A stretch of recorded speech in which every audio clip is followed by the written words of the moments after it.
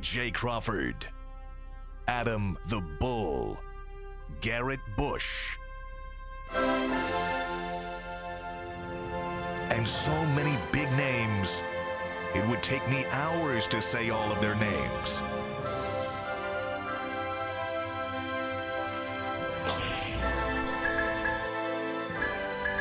The ultimate Cleveland sports show. Booyah! Welcome to the Ultimate Cleveland Sports Show. It's Friday. Oh, no, it's my Friday. I'm sorry. Yeah, this guy. This guy. It's a 1 foot in the parking lot Thursday for Jay. You know what? That's pretty much true. This guy. The day before vacation, it's hard to Just stay give me the focused. clipboard and go now. I am going to try to stay focused for these 2 hours. I promise you. I promise you. Welcome to the Ultimate Cleveland Sports Show. First of all, Anthony's in the hot seat today. Mikey Good morning, McNuggets. everybody. Was he went to get his teeth cleaned or something? Yeah, he just Dipped. Yeah, so he had an appointment 2 weeks ago. Yeah. Something like that, and they didn't clean his teeth. They said they had to schedule a second one for that. I don't know. I've Sure never they been to a dentist do. like And another that, yeah. $75 office fee. Yeah, you got to come in with that copay too. Don't be playing around. That's interesting. Yeah, so he was here a second ago, and then he just dipped, said, I got to go, guys. So, Anthony, you ready? No. I love the honesty. Love the confidence. Love the confidence. No, we got this. Speaking of confidence, that's where we're going to start today's show. I don't know who came up with this. Was it you or Mikey? This was Mike. This was Mike's Mike. idea. And Okay. I got to be honest with you guys. This is not my best graphical work. I feel like if I would have spent more than 15 minutes on it, it would have been better. You raced through it? Is that what you're telling us? It was this morning thing that I kind of just whipped together. Yeah. Well, if it makes you feel better, you spent 13 more minutes than I did in answering the questions. And All right, 14 so more we're good. minutes than I did. feel no pressure whatsoever. Just so our audience knows, because Anthony, we tend to pick on Anthony more Yeah. than anything. I don't know why that But is. it's because we love him, that's and true. it's because he's okay with it. Yeah, that's right. I hate to say he's an easy target, Good but sport. what this guy has done, when he came to us, we said, do you have any graphic experience? No. No. Do you ever pay attention to graphics on TV? No. Not really. Every graphic you see on this show, I think just about everyone, Mike McNuggets makes some, but you're the workhorse all on the the graphic. stat ones are a combination. All the creative ones, they just go, "Can you do this?" And I'm like, sure." Yeah, well, you've really owned it. Doing a So nice job. Austin Hedges, moonlighting as our graphic artist. And What so is our confidence meter that Anthony will get to do a good job today? I'm a solid 9. I'm at a solid Jason? red. I'm 11 and a One. quarter. G? Red. what? Oh, talk about 1 foot in the parking lot Yeah, Thursday. But Play the music and let's start What's the your show. confidence meter that Anthony's going to do a good job today? oh, you doing that? About that money. Yeah. No. By the way, I think he's gonna do a good job. 9. 9? Yeah, Yeah, come no, on. that's You what guys I are got. way too high. I mean- I got a 5. He's mean- got to prove it. He's got to prove it. I mean, these We're guys. trying to prove a deal here, Anthony. I mean, he been doing graphics for how long, bro? Like he been. But it's not graphics. 7 Now months? he's in Mike's chair. We were That's just the thing. talking about that. Yeah. Yeah. Oh, so I'm laying You and I down. are the only ones not in So the parking stay lot up with right the now. conversation. Okay. Listen, So we're what all else was guilty we of that. We're talking on about? Thursday, Jay's on Friday, G's on Saturday. Nobody knows. If you want to know what we're talking about all the time, make sure you subscribe Yes. to the Ultimate Cleveland There you Sports go. Show. That's G-Bush. dope. And we not even 20 minutes in. We're You guys- at almost 17,000 subscriptions. Not a lot of people with YouTube channels have 17,000 subscriptions. Shoot, But not we do. Not 3 many million people total got views, 10. Hit the bill. Have we hit 3 Or hit million the bell. now? Real close to Close. 3 million total Just views. about 3 million. Oh, Very no. close. I'm sure today's show is going to put it over the top. Oh, That's right. I have an analytic No to it. question. You guys are over 3 million views. The YouTube is Love a good sometimes use of slow. analytics. Every time you say analytics, these two fight. Yeah, Please don't that's use that not word. the catchword. Just don't even use We have that an word. analytic discussion ban. It's I bad. was texting Mike during Monday's show. The Browns did not lose because of analytics. Why are we talking about Browns lost analytics? because While of you two, while the Walter Matthau and the other one over here, It says no. barking back and That's forth dope. at each other. Jack Lemon. Yeah, That's a thank good one, Anthony. That's a good one. I was literally texting Mike during the show Monday Yeah. because, I mean, whatever. We're talking about analytics for 15 Yeah, minutes. we Yeah. after the show yesterday, we decided enough of that. That's so stupid. Yeah. And we used our analytics to tell us that that's a Let's stupid talk about the discussion. reason the Browns are losing. Their defense, they suck. No, you know what? The reason they're losing is because the whole team has been a disaster. That's really why. Yeah. It's been a hole With in the the exception jam. of Nick Chubb. Yeah. I think everybody has been a disaster. Absolutely. It's And totally There's fair. not a lot of guys that that you could say have done their job or have overachieved. There have been a ton of times. The offensive line, we should mention, has carried their weight at times. Well, I think Donovan Mitchell-Jones has been okay. He's been I actually think almost everybody on offense has done what we've expected or better.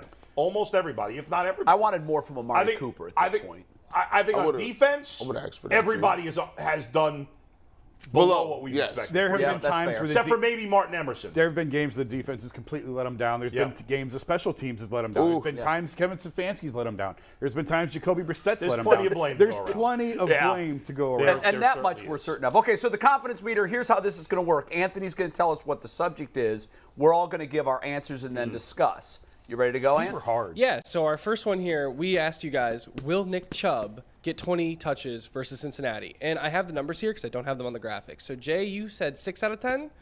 G had 4 out of 10. Jason had 2 out of 10. And Bull had 3 out of 10. Wow, I was high on this. Yeah. Surprising. I mean, he doesn't It get is. 20, so I don't know why suddenly he's going to. No. He doesn't get it often. Also, my thought was that the Bengals have been playing well. Their offense is playing well. If the Bengals are up big in this game, They're going to have to throw it. they're going to have to throw the ball. Right, that was my fear for going 6. Yeah. You know, yeah, I'm hopeful. I'm not optimistic. I'm hopeful. Yeah. And I think that when Aditi was on the show earlier this week, and she's going to be on today's show coming up later, so will Maurice Clarett, so will Robert Smith. When Aditi, the voice of calm and reason, who draws a paycheck from the Browns, came on the show and very calmly said, I don't get it. I don't get why Kevin Stefanski isn't using him more. It's the first rule in the NFL is know who you are. And this team is a run team. How in the world have they avoided using their nuclear weapon more than they've used him? So if Aditi's figured it out and she's that calm, and I have to think that that is the conversation at the offices this week. If for no other reason, the media is all over it. And by the way, it's not just the local media. I've seen national media, national shows discuss what are the Browns doing with Nick Chubb. So I think eventually that voice is going to be so loud that he can't ignore it, and he's gonna get 20 carries this week. Again, hopeful, not optimistic. But Go ahead, Bull. I was just going to say, I just think game script is probably not going to end up that way. But go ahead. Because they're going to be behind Yes. big. Yeah. They're gonna have a little more trouble than I thought they would incorporating Deshaun Watson, and I think that's one of the bigger themes that you'll start to look at. Why? As it go be, well, because, and now that I'm looking at it and I'm thinking back, this has been in the making a long time. Like, he didn't know Jacoby Brissett was not taking the first team reps. He was not using him. He didn't play in the preseason. So he didn't have any of those reps to figure out what he does and how he would like the game plan around that. Deshaun Watson hasn't played in 2 years, right? So when Deshaun Watson comes back in, we know what he has as far as his skill set. But if we don't understand what the mix is now with Nick Chubb, how will we understand what the mix is when Deshaun Watson comes? That's an interesting point. And especially because he has a better skill set. So now you're going to have to figure out, if you haven't figured out in a way to say, in these areas, these are definitely Nick Chubb touches. I love the fact that he can do this, this, and that. But when you throw in a wild card like Deshaun Watson, who can do RPOs, they don't run that now. Who can run read option, they don't do any of that now. Who can get in a pistol, they don't do any of that now. All of these things are things that So they'll have to figure it out all over again. It's a brand new offense. That might be what the last 6 games of this season are Brand for. new because offense. It doesn't look like it'll be for a playoff chase. Yeah, it's going to be more difficult than meets the eye because there's But a these lot. last 6 games, let's face it, are to essentially, I don't know, people don't want to hear it, but the reality is the last 6 games are probably just to get ready for next year. It feels like it. That's what it is. Jay, do you agree with that? I've thought that all along. Yeah, you did. So we've more or less said that all. And to your point, G, I wrote about this when the trade first went down. Listen, $230 million guaranteed. Let's be honest, that had a lot to do with why Deshaun came here, right? But he was going to get paid no matter where he went. So I do think people overblow that a little bit.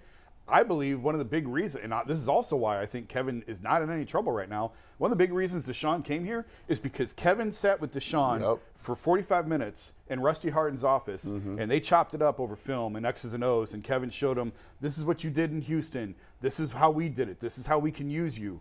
And that was a huge selling point in Deshaun coming here. Yes, the 230 was as well. Of course. But the fact that Kevin showed him, this is how we're going to use you, this is how we're going to deploy you, and it's all those things you just talked about. They're not going to blow that up before they get to see well, it. and that's what I'm saying. Like, if Kevin was one of the big reasons that was a draw for Deshaun to come here, why would you get rid of this guy before you even see what you have? You can't. It's just It's nonsense. He's a major part. He even went through some cut-ups where he thought he could do better in certain areas. Yes. And he loved that. He said, I love being coached hard. Yeah. I love his offensive scheme. That's why, in the offensive line, the playmakers, that's why I came. So that's a huge part. There's no way that all of a sudden now you would just switch and get rid of him. That's half the reason he came. All right. Fans get emotional and say, well, we got to fire. That's what we do in Cleveland. You got to fire the coach. Hell, if they lose again, I'll get emotional.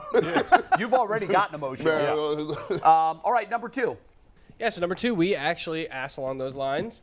The entire Browns coaching staff remains the same after the bye week. So, Jay, you said 4.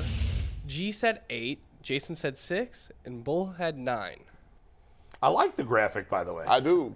I'm just confused on our answers on what we all said. So the question was, what's your confidence that the staff will remain intact, right? Yeah. After the bye. Yeah.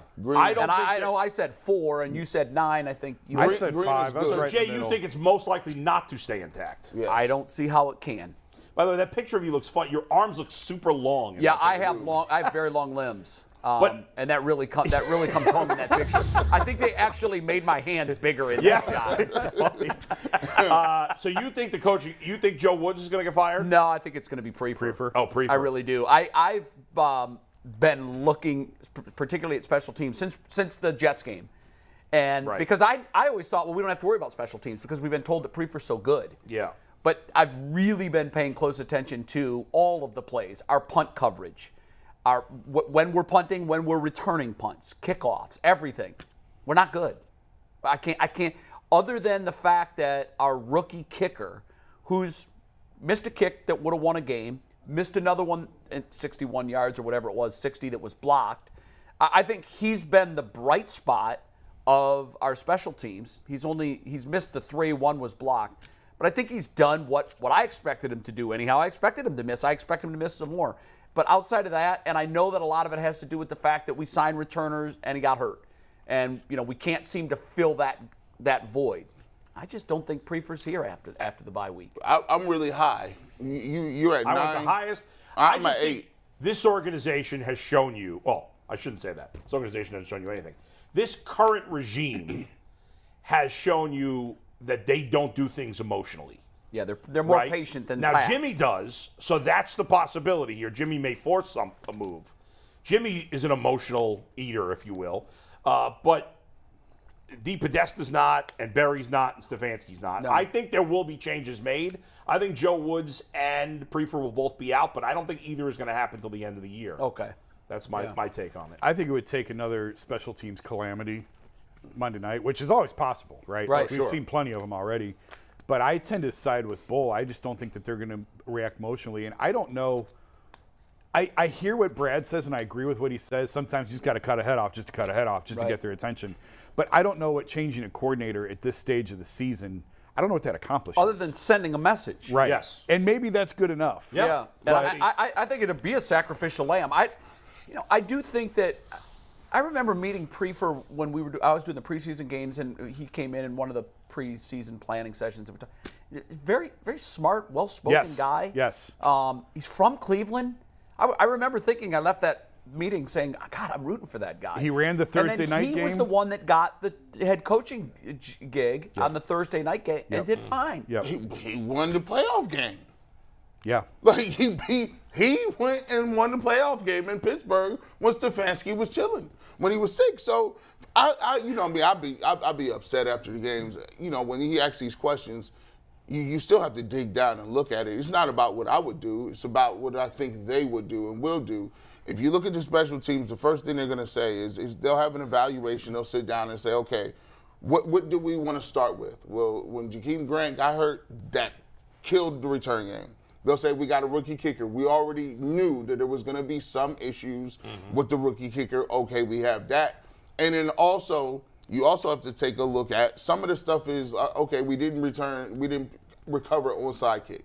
Okay, there hasn't been he hasn't given up a punt return for a touchdown, a kickoff or return for a touchdown. So there's a lot of different things that you could say, well, we got younger players. They did another onside kick that we needed to recover, we recovered. But he was out of bounds. The player was out of bounds. So and they blew another onside kick. They did blow another onside that they just kick got lucky that they got lucky and recovered. Yes. And they made the same mistake that they made the week earlier. And I think, listen, I agree with you guys. If I'm going to fire anybody, it's Prefer, even before Joe Woods. At least over 3 years, Joe Woods has had some good moments. Yeah. The defense played well for most of last year. But boy, he's been too Jekyll and Hyde. Agreed. You want consistency. 100% agree, and I would move on from him by the end of the year, the latest. But Prefer has, what does he have? Maybe this is not fair. You guys tell me if you think I'm being unfair. I don't even give him credit for Cade York. I'm like, Cade York? Like, what is he? Or that's another thing. Like, I look at the young punter they had in the Scottish Hammer. That's a guy who needed coaching, right? Because he was new to football. Sure. And I thought he regressed as a player. Well, he needed to stay out of the bars. Okay, that's I've heard that. I've heard that as well. But the and that's special on him. teams, That's and not by the way, coaching. he's in the NFL still. Yeah, He's that's with true. the Giants. Special teams have been a disaster for the entire time he's been here. The defense is where I would go and look at, but I just got to look at the way the regime thinks about stuff, right? If they go in, and if I'm Joe Woods, I could go in and say, look, I needed better defensive tackles. This is what I was given. Hey, you said I got everyone. We got everybody back. That's not necessarily true. The defensive tackle, them two Maliks inside were light years better than what they got now. Well, but you know what I would say to him? I would say Bill Callahan got a center who was a bust in Seattle. No, that's very and true. Has turned him into one of the better a guy having a good year. That's a rebuttal, right? I think he does. I think he does eventually get let go, but. The end of the year. At the end of the year. If there's anybody going to at the end of the year, not during the middle of the season, because I think they want an evaluation for everything. Because you do have to see, how do players play for you when you're out of it? Are you going to play hard, or are they going to give up? Great question. And that's on the. And I would say, guys, one thing here. I think it's important that the Browns replace Joe Woods with a veteran, proven defensive coordinator, Mike Zimmer. That's the name. Yep. Right? Yeah. Because look at what the Rams did with Sean McVay, right? They brought in Wade Phillips, and that's when they were at their best. And, you know, I think these young offensive coaches that are so focused on the offense, if they're going to continue to do that, if Kevin Stefanski is going to call the plays and be Mr. Offensive guy, well, he's got to get a defensive coach that's a head coach type of guy. That's almost the blueprint in the league now. These coaches, That's right. the hires are all young, offensive-minded, Right. for the most part unproven. Right. And I think the way you counter that is you need a genius type on the other side that's going to stand up and stop that. That's right. Wink Martindale, when you see, now I know Baltimore's lost some pieces too, but I used to be afraid to play Baltimore. I used to say, Wink's going to come up with something. Right. And the reason they're where they are now is because Wink isn't there anymore. Well, look where he is now. And look what they're doing. Exactly. So the Bengals have lucked into a guy that I knew nothing about. Their DC, Lou Anarumo. Yeah, he's done a magnificent job. has. You look at the Bengals defense, they don't have stars. They don't have stars. No. Who's a star on the Bengals defense? They got a bunch of good, solid players. We talked about this. You've complained about this. I think it was you. It might have been G, but I think it was you that said the Browns have like a studs and duds type of defense. Yeah, I think they do. The Bengals don't have that. And I'm fine They've with got that. a bunch I'd rather of guys be that in the way. middle. I'd rather be that way. And he deploys them, and there was no better example than last year in the AFC Championship game when he changed the entire defense in the second half against the Chiefs, and Mahomes didn't know what the hell to do. No, he didn't, and nor did Andy Reid. That's right. Which was the most stunning thing about that game to me. I kept thinking, well, Andy's going to He'll eventually adjust, figure and it he out, couldn't. and he didn't know what was going on. And that's how big a difference a defensive coordinator can make. They made it to the Super Bowl because of that move. And Mike Zimmer, I don't know if he still wants to be a DC at this point, but Mike Zimmer as a defensive coordinator, I know his defense in Minnesota struggled at the end when he was the head coach. I'll go get him today. But he is a DC, wherever he's been as a DC, that team has been good. Yeah, no question. One more point I want to make on Prefer before we move on. I don't understand why The Ravens spend more money than any team in the league on special teams. They invest more. They don't have just a special teams coach. They have like a kicking instructor for Justin Tucker. Should have that. Why don't more teams?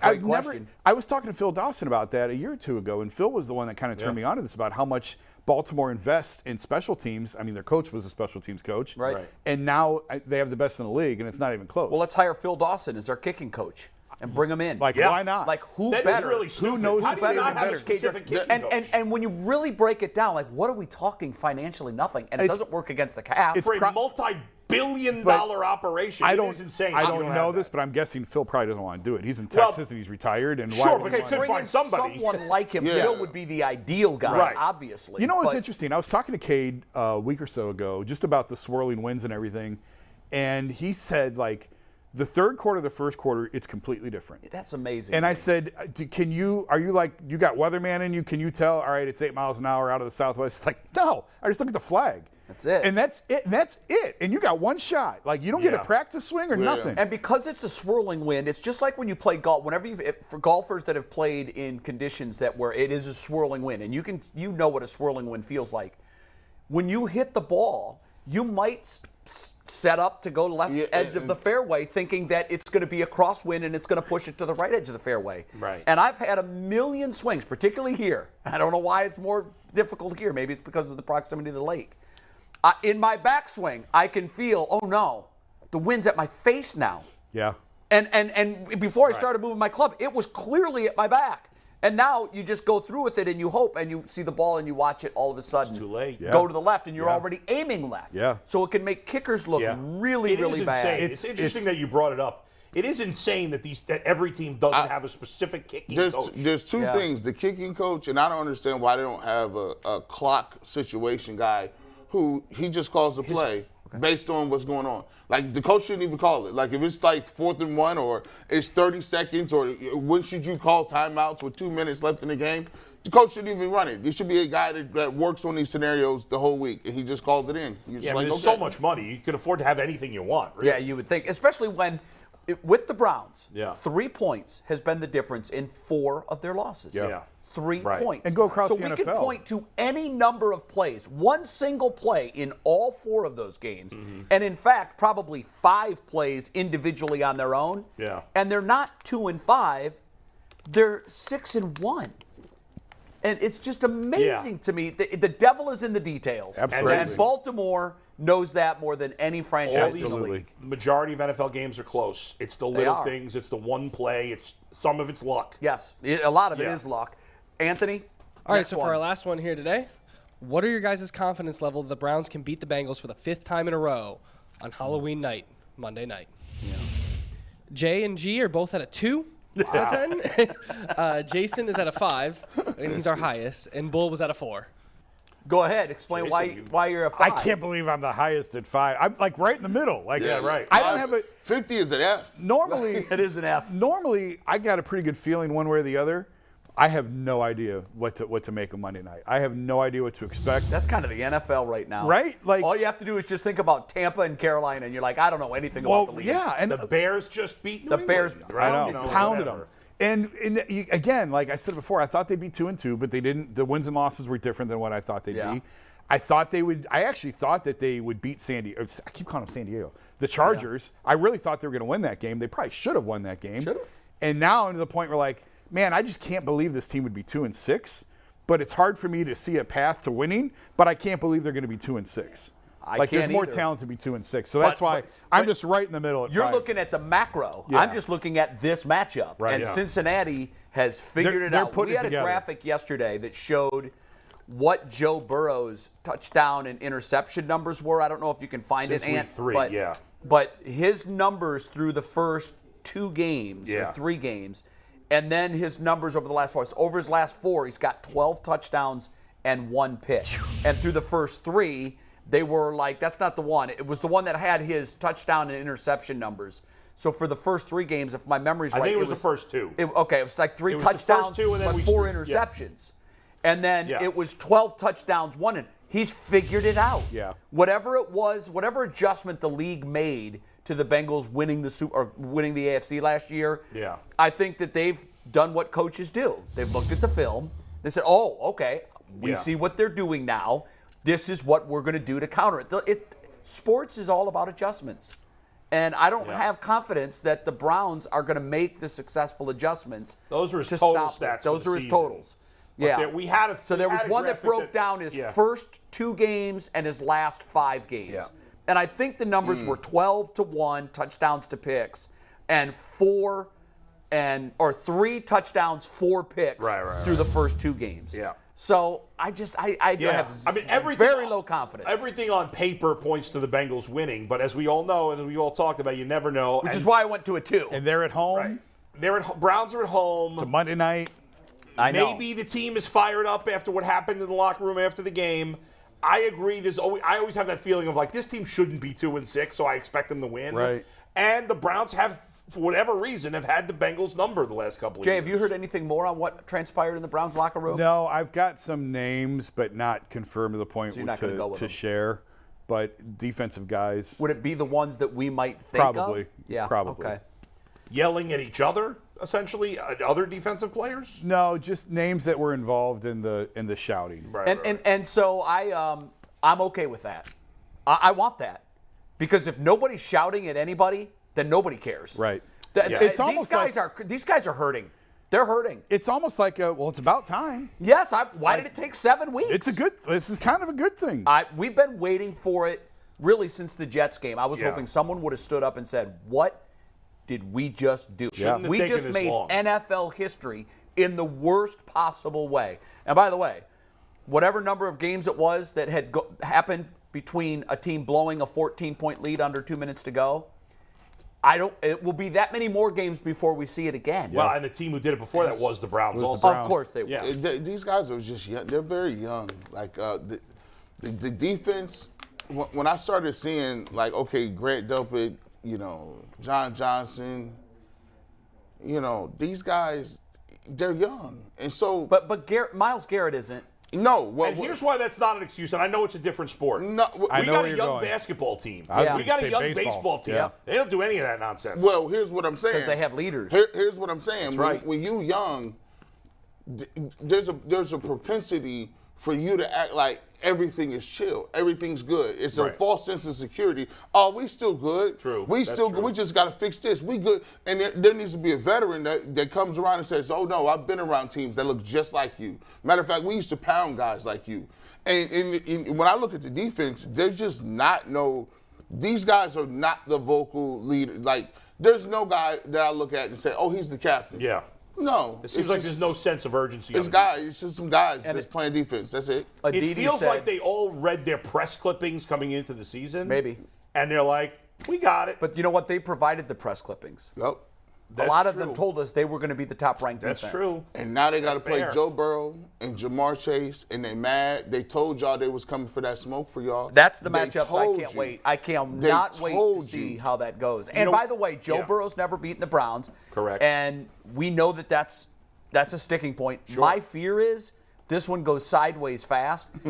if it's 21-0 like it was last week for the Bengals, before you blinked and it was 21-0. Yeah. If they do that again, this team, we've seen it. They're not built to come back from one-score deficits. not If three. they fall down 3, Nick Chubb can go take a shower. Right. And then it's going to be how many passes is Jacoby Brissett going to throw to the wrong team? Plus, that's when the defense knows he's throwing, and that's when it gets most hard to throw. But by the way, it's funny. We've often said on the show, if they had Deshaun Watson, their record would be 5-2, 6-1, whatever we think, right? What we haven't said once was, and I think the same thing, if this defense was playing like we all thought they would play, they'd probably be 5-2, 6-1 right now. I agree. And for all the complaints about Nick Chubb usage or Brissett throwing, Stefanski play calling, that would all be out the window had the defense been playing as we expected. They only 4 had to losses say- by 9 points, Yeah. and the defense is one of the worst in Been the awful. NFL. All they had to be 28. is average. All they had to be Right. is average. Yeah. We thought they'd average. Average. We thought they'd be great. We would have settled for average. They've been awful. Yeah, that's right. I know we're waiting for Maurice to come on at 11:30. Before we do that, I really wanted to ask this question because I think this is going to have a lot to do with what happens on Monday. Injuries are definitely a concern for this game. And Njoku we know is going to be out. Phillips we know is going to be out. Ward and Teller who would be most beneficial to have on Monday night? Ward. I It's got to be. agree. It's gotta be agree. Denzel. I think Ward. 100%. In this game, They as need good as him, and Teller they need is. old Denzel Ward. They don't need this year's Denzel Right. Ward. Because if Chase ends up going nuts, like I'm afraid he will, it's going to be a huge deficit that they can't dig out of. plus the Bengals have the best trio of receivers in the league. I would so buy you that. need all hands on deck. Yeah, at cornerback. everybody. You can't, because T. Higgins is the number one receiver on half the teams in the league. Tyler Boyd, who's their third receiver, is a number two receiver on 90% of the teams in the league. Yeah. So when your third receiver could be a 1,000-yard receiver, is that kind of talent, you've got to have all hands on deck in the second. Although I will say, the Ravens got the Ravens defense was coming right up the middle on the Browns, and you haven't seen that very often. I think Posich was kind of helping the Teller void. I just saw a couple plays where it seemed like he was trying to double Right. and help the new right guard, and I think it left leaks in the middle, and you saw saw the Ravens take part of the advantage. reason I said cornerbacks also is that the Bengals' best defensive tackle is not playing in the game. DJ Reader's out. He's their best tackle. Their tackles, their current best tackle is a guy named B.J. Hill, who's solid, but he's not spectacular. I don't know what happened to Denzel Ward. I just don't. I don't It's either. baffling. It's a mystery. I know what happened. Mystery. He got the money. I don't. Well, it looks like it. He got On the paid. surface, That's it how looks like yeah. it. I wanted to say he was the most important, but I'm sitting here thinking about his performance. I'm like, man, I'd rather have Emerson on sometimes because he don't know. He at least he play hard and physical. He a big corner. I ain't seen him get beat. Even he got beat a little bit the last game, right, against the Ravens, right? Not so much beat. I thought it was his technique. Technique, right? If you in the play, I could coach you up. Sometimes Denzel Ward, I'm like, Yeah. Wrong quadrant. why are you that far off of him? Is that He's been the biggest disappointment on the entire roster, I hope it's not because he got paid. I really do. Because then I completely swung and missed on his character. Because before you give a guy that kind of deal, which makes him, at the time, the highest paid cornerback in the league, defensive back in the league, before you do that, you're not just judging his skill set. That's you're right. judging his character. Right. And none of us Is he questioned that. worthy of a long-term investment? And if Right. the Browns missed, I missed too because I thought None he of was. us- we all None of missed. us would have Nobody guessed thought that was gonna be an Let's bring issue. in Maurice Clarett. Maurice, one of the things that we talked about in the first 30 minutes of the show is our confidence level, where it is on whether or not the Browns can beat the Bengals Monday night. G and I were low men on the totem pole. We have a 2 on 1 to 10 on the confidence meter. Where are you that the Browns will beat the Bengals Monday night? Yeah, I think I might be in line with y'all with it too. 2 games. I was hoping you would cheer us up, Maurice. I can't believe I'm the confident one No. at 5. I know. Yeah, it's pretty bad. So why are you at 2? I mean, I think the same reason everybody else is at 2. Just not looking good for my boys, man. I looked up. I was following the news when they on Twitter they had Kareem Hunt trending about being traded, and I was just kind of like looking at old articles. And I've been in the hospital with my lady all month, so I had a chance to catch up on old articles and just what's going on in the NFL. And man, the Browns have been looking bad for quite some time, and it's only so much hope you can have before you start to get the realization, like, man, something has to change relatively fast in order for the season to turn around. We talked perhaps about a coaching change at the bye. That's when teams tend to do not a head coaching change, just a coach on the staff, a coordinator, somebody. Just Brad always says on the show, you got to lop someone's head off to get the other guy's attention in the room. Do you buy that there needs to be a sacrificial lamb for everybody to kind of look around and say, oh, it's getting real? Yeah, I mean, it's just a change of pace, and believe it or not, he's right that you have to give somebody else who may be better at using the pieces that you have. Like, I can't even believe that we're sitting here talking about trading Kareem Hunt when you had these 2 powerhouses at the top of the season, and you had to learn how to distribute the ball. Somebody should have learned how to distribute the ball a little bit better and get these guys more acclimated. You have all offseason to do that. You know what I mean? And so if it was me, I would look to make a change and look to move. You have to keep the fan base interested. You know what I mean? You have to keep the franchise viable to bring other players in and say, hey, these guys may have a chance. But when you're tanking and it becomes a Cleveland of old, and then you've moved on from, it used to be Baker, and then it's this situation now, It's just more the same, just more. I don't know, it's just back to Loserville, if I can say it lightly. Boy, that's what it feels like. It really does. Maurice, do you know Joe Burrow at all? It's the irony. I went to a football camp maybe like 6 or 7 years ago, probably longer than that now.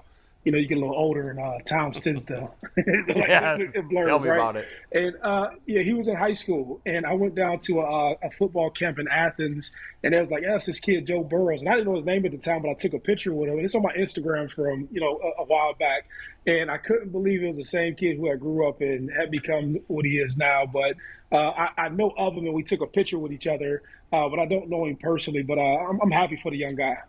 There's something about there's certain players in the NFL, and I don't mean to compare him to Tom Brady, but I've heard a lot of people say he's got that intangible. I don't even know what it is. I feel like as a former great player yourself, you might know. What is that thing he has that some of the special guys have, like that intangible? Yeah, it's clear. Yeah. No, it's the understanding of the game. So you can look at his time at Ohio State in a few different ways, right? And so I looked at it as like he had time to develop around very great players. You had a chance to go out and practice versus number one defensive backs and linebackers and defensive tackles the whole time. You were coached very well, and you had a chance just to prepare without so much scrutiny. There's a lot of guys who they have the potential to do a lot, but throughout their journey they'll get criticized a lot. Then you start second guessing yourself. But when he was here at Ohio State, he just had guys who fit better within these schemes. So that's why he went down to LSU, and he had a bunch of success immediately because he was a little bit older, in comparison to the other kids who are around. And I just think that once you get all those reps, I'm a huge – if you ever hear me talk to anybody about collegiate sports in general, the only way you get better is reps. And if you're repping on the scout team, if you're repping just in the off season, whatever it is, I just think that Joe Burrows – if you set him down and he was at the end of his career, they say, man, what really happened? I think he'll say, man, I just had a huge amount of reps against quality people at Ohio State when I was there. Wow. And that transferred down to LSU. And then obviously when he went on with the Bengals, once you play at Ohio State, then you go to the SEC and dominate. You're basically playing the same kids, once you go to the NFL. Or not kids, but the same people, to some degree. I had a former NFL quarterback make this analogy, and I want to get your thoughts on it and see if you think this has anything to do with Burrow's success. He told me that he started by talking about computers and the size of the processor in the computer. He said, you can have the best-looking computer in the world. It can be, solid gold and shiny, and it looks beautiful. But if you put the wrong processor in it, the wrong chip, it's going to perform slowly. So it looks beautiful, but it performs slowly. Then this quarterback gave me the analogy, and it was oddly enough, he used Bernie Kosar. He said, or you can have a broken down exterior of a computer that you would look at and say, well, I don't want to use that computer. That thing it's got no power. It's not going to do anything. But you put this high-speed processing chip inside of it. And he said that's what Bernie Kosar was. Bernie Kosar at his pro days and at the NFL Combine, guys were looking at, he didn't have that. He came out in the supplemental draft, but back then everybody was assessing his skill set, and they said, yeah, somehow this guy gets it done and he wins, but he's not going to be a prototypical NFL quarterback, and he was because of his processor. Somebody else told me that Joe Burrow's processor is Tom Brady's processor. Rapid fire, very quick, always making the right read in real time, and that's what separates him from everybody else. Do you buy that, or is there something else going on? Oh, just think about what I said. So where do you get all of these reps? You're in the film room, you're around all these quarterbacks, and you're hearing the coach repeat yourself over and over again, right? Then when you go to practice, you're on the scout team going against the first team defense. You follow me? So you're playing against your Denzel Wards. You're playing against all of those defensive backs that came out of Ohio State for the last 4 or 5 years. These are the people that you're competing with at practice. You feel where I'm coming from? And so as he's doing this, he has to be getting better. He goes to LSU, he has to be getting better. There's another factor that plays into this. When you're the number one pick or you're the guy to go to LSU and they brought you from Ohio State, there's no pressure to feel like, hey man, I have to succeed. You're like settled in. It's like the running back who has to switch time with another guy. And what ends up happening is he's trying to make a big play just to get or just to justify why he should be on the field. In comparison, to saying, "Hey man, you want to get 20 carries and just go ahead and play your game." And I think Joe Burrow's he's created a situation for himself leaving Ohio State, going to LSU, and then you create the grace period for yourself when you get to the NFL. And I just say it like this, I hate to bring it back to myself, but it is myself. There's a lot of guys who are a lot more talented, right? And with other guys being talented, they just didn't understand the game. And one of my biggest things that separated me from other guys was understanding the game. If you go back and you look at some of the people who ended up being premier athletes at Ohio State, when these guys got to campus, they didn't understand the game. And so for me, Joe Burrow's probably understanding that he probably wasn't a great scrambler. He probably didn't, from an attribute standpoint, stack up to the guys who were there, Dwayne Haskins and those other guys who were at Ohio State. You have to find what is your competitive advantage. Your competitive advantage is when I walk to the line, do I understand where the ball is going, right? All the great quarterbacks know what defensive front am I looking at, where's the ball going, or do I have a reasonable assumption of where it can go? And if I have these other variables, can I get the ball out quick? And then that's the stuff you're repping every practice. That's what makes you great. And then if you put the fact that, hey, I have a skill set, where I can drop back, I can get the ball in certain windows that somebody else couldn't. And I just think that's what it is. But, that can go to the argument of, should kids come out early and go to the NFL, or can some guys stay and develop? And I just think that, I don't know how old he is, but I would imagine if you spent 5 years in college, you're a little bit older than other people. But I think all of that development work, helped him.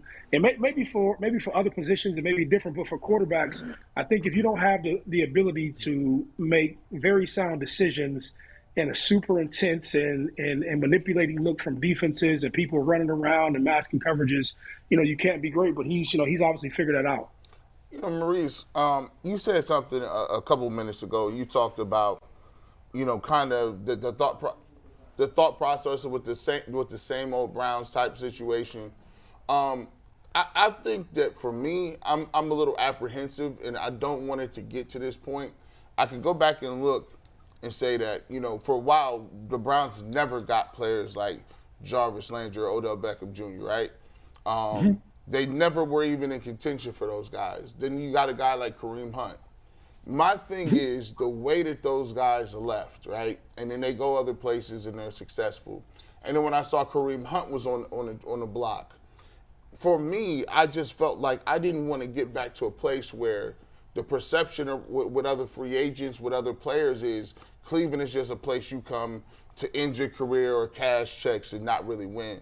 For a 3 to 4 year period, it seemed like Cleveland was a destination place where people thought it was an upstart place to go play. My thing is, I don't want it to get to a point where now it becomes, well, if you go to Cleveland, you ain't going to get the ball. If you go to Cleveland, they ain't going to put you in a position to make no plays. And I think it's very important that as you get Deshaun Watson in here, you still are a place where you can appeal to younger players, and players will play hard. Do you think that could be an issue if they can't figure out a way to get their playmakers the ball that they already have right now? Yeah, I mean, to me, that's what it feels like the reputation has turned into. You bring in these high-profile, notable guys who you, like, I guess on paper and in your imagination, you would think to yourself, like, man, how is it Odell or Jarvis Landry, how couldn't these guys succeed? How couldn't you succeed with Kareem Hunt in the backfield, right? At some point, and this is like, I don't know, I'm just a little bit more ruthless. At some point, it isn't the guys. You know what I'm saying? And sometimes coaches are good people. They're charismatic. They're people you invite over to a barbecue and you hug them and you walk them to a podium. But at some point, my man, the person who's driving that train, the person who's making that decisions, you're not getting it done. And I don't want to tank the franchise just as much as, one coach isn't bigger than the team, one player isn't bigger than the team. I would have to put somebody in a seat who's driving the Browns, who's driving a different conversation, who's using all this firepower we have, who's setting the table basically for Deshaun Watson to come back and to build upon. But look, even the nature of the conversation we're having, like this is not even midway through the season and we're talking about this. You know what I mean? It's just like it's the loser atmosphere again. It's these conversations where we should be talking about winning and who do you get the ball and how many touches does Kareem Hunt have on a consistent basis. And I know you can't get everybody the ball every game, but it just, I don't know, it just doesn't seem what was expected isn't what we're seeing now. And I think y'all said the same thing prior to me coming on about Denzel Ward, like what everybody expected out of the defense. You remember me go back to my interviews talking about, I wish that we were I was so gung-ho about the Browns defense, and I was so happy and so elated, but I don't feel that way anymore. And a lot of this stuff just comes to coaching, right? You like, you can take this back. This is not this isn't specialized to the Browns, right? You can have the same players but different coaches and get a totally different outcome. And that comes from the coach having the ability to influence the player. And a player will, and I know this is like, I wish I had a better analogy, but the run through the wall mentality, right? Tom McDaniels, we both know him, right? Mm-hmm. This man was so invested into players. This is just on a high school level. I used to say to myself, there's nothing I wouldn't do for this dude. My running back coach, there's nothing I wouldn't do for this dude. The same thing with Jim Tressel. There's nothing I wouldn't do with this dude, right? So all that happened. I go to prison. I come out of prison. There was this guy named Bart Andrews, right? And God bless him. I don't say rest his soul because he's not passed away, but God bless him. But he couldn't move men to save his life. You know what I mean? He was a guy, and he was so big on, I'm going to call my plays, and it was like this forceful nature of where he was trying to influence players. And it just wasn't me. This was just through the team. And it would always be like this blaming mentality towards other guys, like, oh, it's these guys' fault, it's that guy's fault, and like a loser mentality. And so I don't know those guys, but I've been around enough people within business, within sports, within everything, that I can go to Browns practice for 1 or 2 days, and you can see who's leading that campaign. And just because somebody's an offensive coordinator or a head coach of a professional team doesn't mean that they may be equipped to lead those guys. That's all I'm saying. Yeah, but there's no reason. Yeah, there's no reason you have all of this talent, literally all of this talent right down the street, and you don't have a better outcome than what it is. There's no reason that we can sit here and say you have 2 of the better running backs in the National Football League, and we understand football is a game of matchups, and you don't figure out how to get these guys the ball. You know what I'm saying? So I don't know. It becomes frustrating. It would be the same thing if, like, in Columbus they're winning now, right? Ohio State has to go to Penn State this week, and they'll test their mettle on the road, but you don't get all of these 5-star recruits here in town and you not win or you not beat people. But I feel the same way about the Browns. That's my 2 cents. No, that makes perfect sense, and I couldn't agree more. You always wonder, what could this group of players do with another coach, and it's maddening sometimes. Before we let you go, Maurice, we had Jim Tressel on earlier this week. And he brought, I don't know if you saw it, but he brought your name up. But there was a clip that we really wanted to play for you and get your reaction to it. Gives Maurice Clarett high praise. So pay attention to this clip from Jim Tressel, and we'll ask you about it on the other side, guys. Okay. Maurice, just an extraordinary talent, made a huge impact on Ohio State football. One could argue that him coming to Ohio State at the beginning of this century might have been the single most important thing that turned the fortunes of Ohio State football where it is today. That if you look at the seasons from this century, the Buckeyes have always been in the conversation. And his coming to Ohio State and the difference he made might have arguably been as important as anything. Pretty high praise, Maurice. What do you have to say about that? Oh, I agree with him. Hey, listen, he's not wrong. I was in Columbus covering the Buckeyes from 93 to 98, and though personally I love John Cooper, the program just couldn't get over that Michigan hump, and I think Jim's accepting the job at Ohio State, and in particular you playing your freshman year there and winning a national championship, like that's where it all began in this modern domination. Yeah, and I said it jokingly, but I was being serious. But there's a lot that goes into all these teams, right? And there may be a sense of like confidence, but then also like humility in what I'm talking about. Remember I told you all you need like a disruptive individual on any team, right? And you need somebody to challenge current talent. You need somebody to challenge your teammates. You need somebody to be brave. You need somebody to speak of the unachievable. and you need somebody to basically outwork everybody, right? And all of those things at that moment in the realm of football, we're not talking about the maturity as a man, like just because I didn't have enough life experiences, but for all those things with the sport, I provided that. And I was aware of that at 18 years old, right?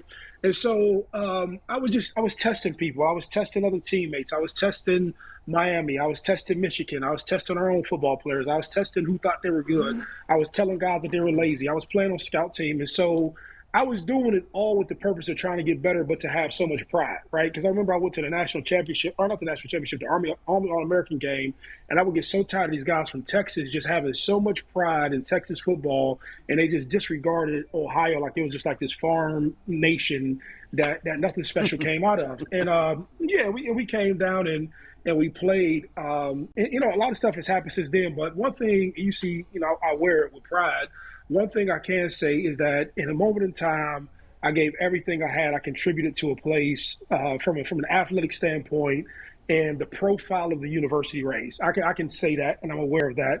And I wish that we went on and we did some more, but where it started then, and then you have, those guys, bringing in better recruits and bringing all those guys in from Glenville and people being happy about staying in the state and people wanting to play here and this being a place. And then obviously, they brought Urban in after and did another one and where it's at now. But just like anything else, everybody on this show was or is a part of something special. Even when I see this, just to see where this show has grown to, basically from where we started. And I was like, wow, it's like it kind of looks cool and it's always in the feed. And I follow everybody individually a little bit more. Like, you never know where stuff is going to go. And I'm just happy I played a role in, what Ohio State is today. No, you certainly did. Maurice, thanks so much for coming on. We appreciate it. Enjoy the game Monday night. We'll have you back next week to talk about it. Hopefully we're talking about a team that's 3-5 and still alive and not 2-6 and 6 feet under. Maurice, thanks again. Always great to have you on. And I love this pivot. We go from one Ohio State running back to another. Robert Smith joining the program now. Robert, I'm not sure. I'm guessing you did get to hear Coach Tressel's comments and then Maurice's response to that. What's your take on all of that? Yeah, I couldn't agree more. I think, Maurice and Coach Tressel coming in, kind of certainly changed the direction of the program. And, I love John Cooper, and I think he did great things. But, sometimes a different voice is needed. And I think that with Coach Tressel coming in and Maurice coming in and the way that the program changed, the results speak for itself. And for those who think, I think there's some people who think, well, no matter who the coach is, Ohio State's going to be great. But and maybe it's not an exact apples-to-apples comparison, but Nebraska was a great program at one point. Miami certainly was a great program, and look where those programs are. So even Notre Dame, they haven't fallen like those programs, but they're not considered super elite anymore like Ohio State. So no matter how big and good a program was, it doesn't mean it's going to be that way forever. It's not always on autopilot. Yeah. No, you really can't just roll players out and expect to be great. You have to pull the greatness out of players. You have to be able to develop players. It isn't just the number of 4- and 5-star recruits you get. It's how you develop those players. And more importantly, I think how those players play together, because everybody's good. Well, maybe not everybody's good, but there are a lot of good teams out there. And when it comes to crunch time and when you need to be at your absolute best, you have to be prepared for that. I think that's, kind of a segue into what Ohio State is this season and kind of what we've seen. And, I think this game against Penn State this weekend, we're going to find out a lot more, especially on the defensive side of the ball. Robert, Maurice was just talking about something that kind of got my attention about sort of being the antithesis in the locker room or that guy that sort of pushes back a little bit. And I remember Kobe talking about that when he was his last trip into Cleveland when he was still playing. And he thought Kyrie was sort of that guy on the Cavs. Draymond is that guy on Golden State. I'm using basketball references, but it applies to football. Have you played with guys like that in your career, guys who sort of keep everyone on edge and challenge the rules a little bit? And I don't know how closely of attention you played close to the Browns. Do they have that guy at all anywhere on the roster, do you think? I don't know who that guy is in the locker room. It's not always the quarterback. It's not always, just the top linebacker, not the guy, just the green dot, the guy receiving plays. I mean, maybe it's a guy like Myles Garrett, that apparently He can be a quiet guy at times, but sometimes those guys are guys leading by example, just showing with tempo, not just on game day, but during the course of the week. How you play in practice, how you prepare, how you watch film, all of those things can be examples and can help pull other people along. Robert, you played, I was just watching this the other day. I don't be sleeping. I just be up running around. My wife be like, she'd be popping up on me. She'd be like, what are you doing? I don't sleep. Now, I was in my time machine in YouTube, and I watched a whole Brian Billick seminar. Now, Brian Billick, he knew his stuff. And when y'all played, I think it was when the '98 team, you had obviously Chris Carter, Randy Moss, Jake Reed. You had how was Brian Billick getting you guys to football, and what was the process of the game plan? Because here we got pieces. We got Amari Cooper, we got Chubb, we got Hunt, we got some things we working with.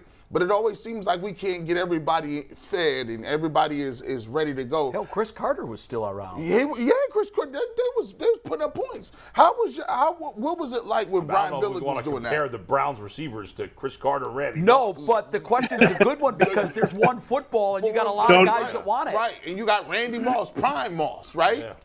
Hey, don't forget about Jake Reed. Jake Reed was cold.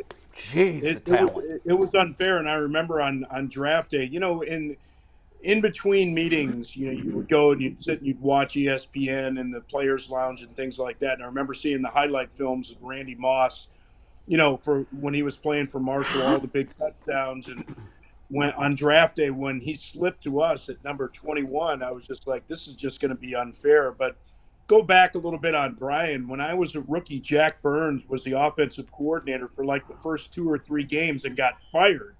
And I didn't even know coaches got fired during the season. So here I am as a rookie. I'm like, what is this, man? People get fired during the season? But Brian Billick became the offensive coordinator. And the thing that Brian emphasized in his very first meeting with us is that everybody's going to have a voice. And it's not just one guy saying what it is that we should be doing. It is a collaborative effort.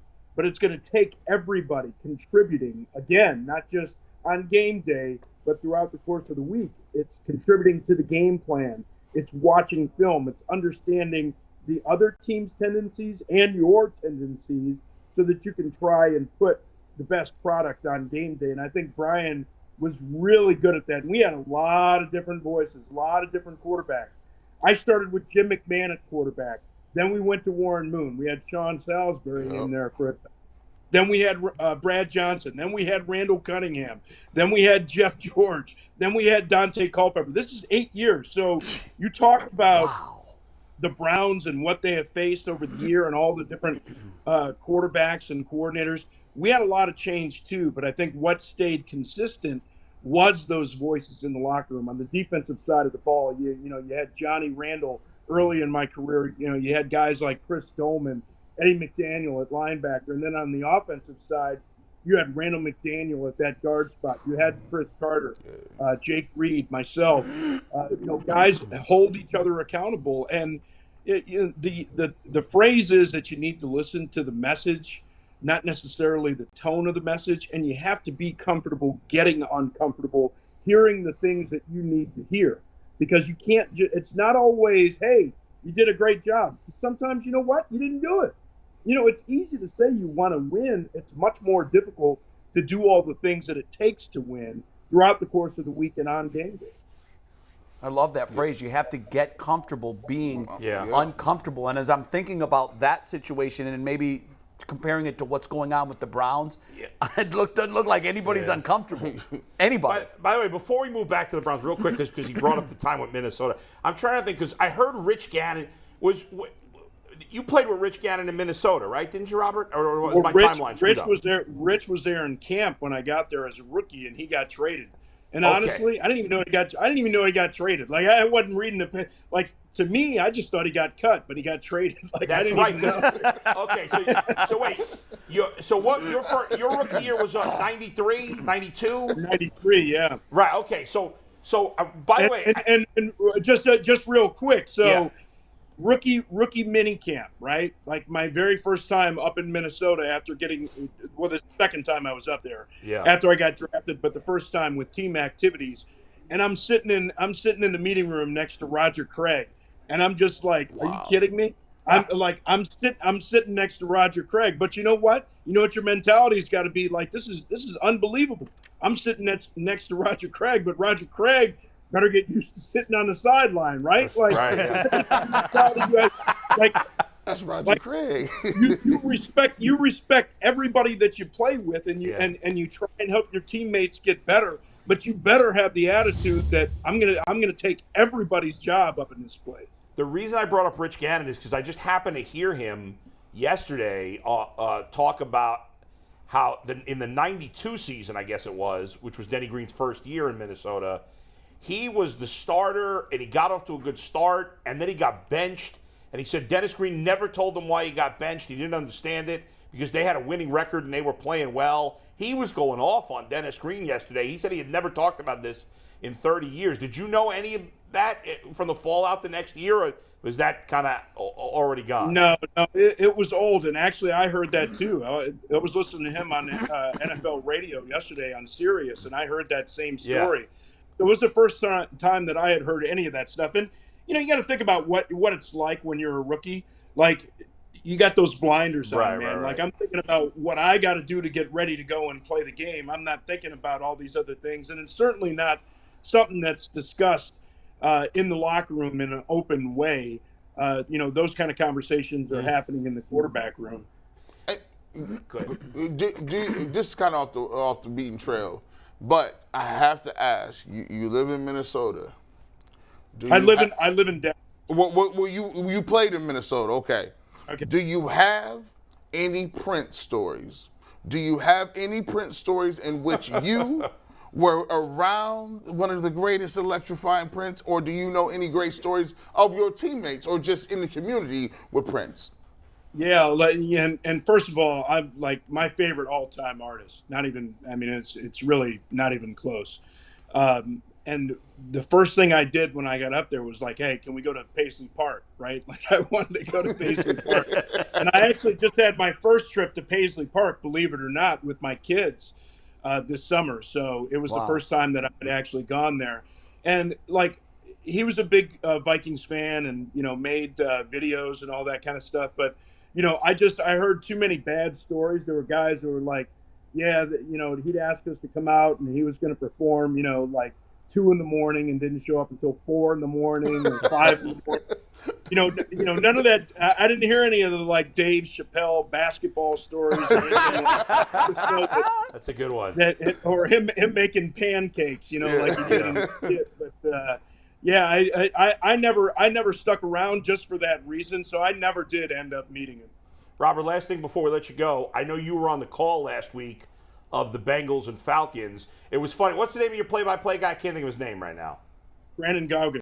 Okay, so I'm watching. I was going back. I was unbelievably going back and forth between the Browns and the Bengals game in the first half, and then at the end of halftime, I watched the full Browns second half, and then I watched them. Then we did our post-game show, and then I watched the full Bengals second half after that. It was kind of insane. But it was funny to me that your play-by-play guy, Brandon, he was like, when the Falcons scored, that they got the one long touchdown, and then there was the kick return, and then they got a field goal with like 2 seconds left, and he's like, the Falcons might be right back in this game. And I'm like, yeah, no, he's just trying to get people to watch here.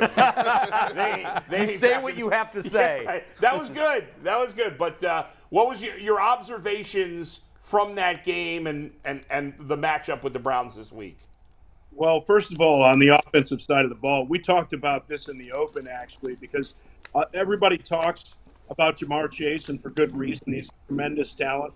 But with T. Higgins, and I think more importantly, Tyler Boyd is a beast. And he's the guy that I said you need to watch in this game. And he made me look smart. He had the long touchdown reception early in that one. That's a dangerous receiving core. And remember, this is an offensive line. 4 new starters from a year ago.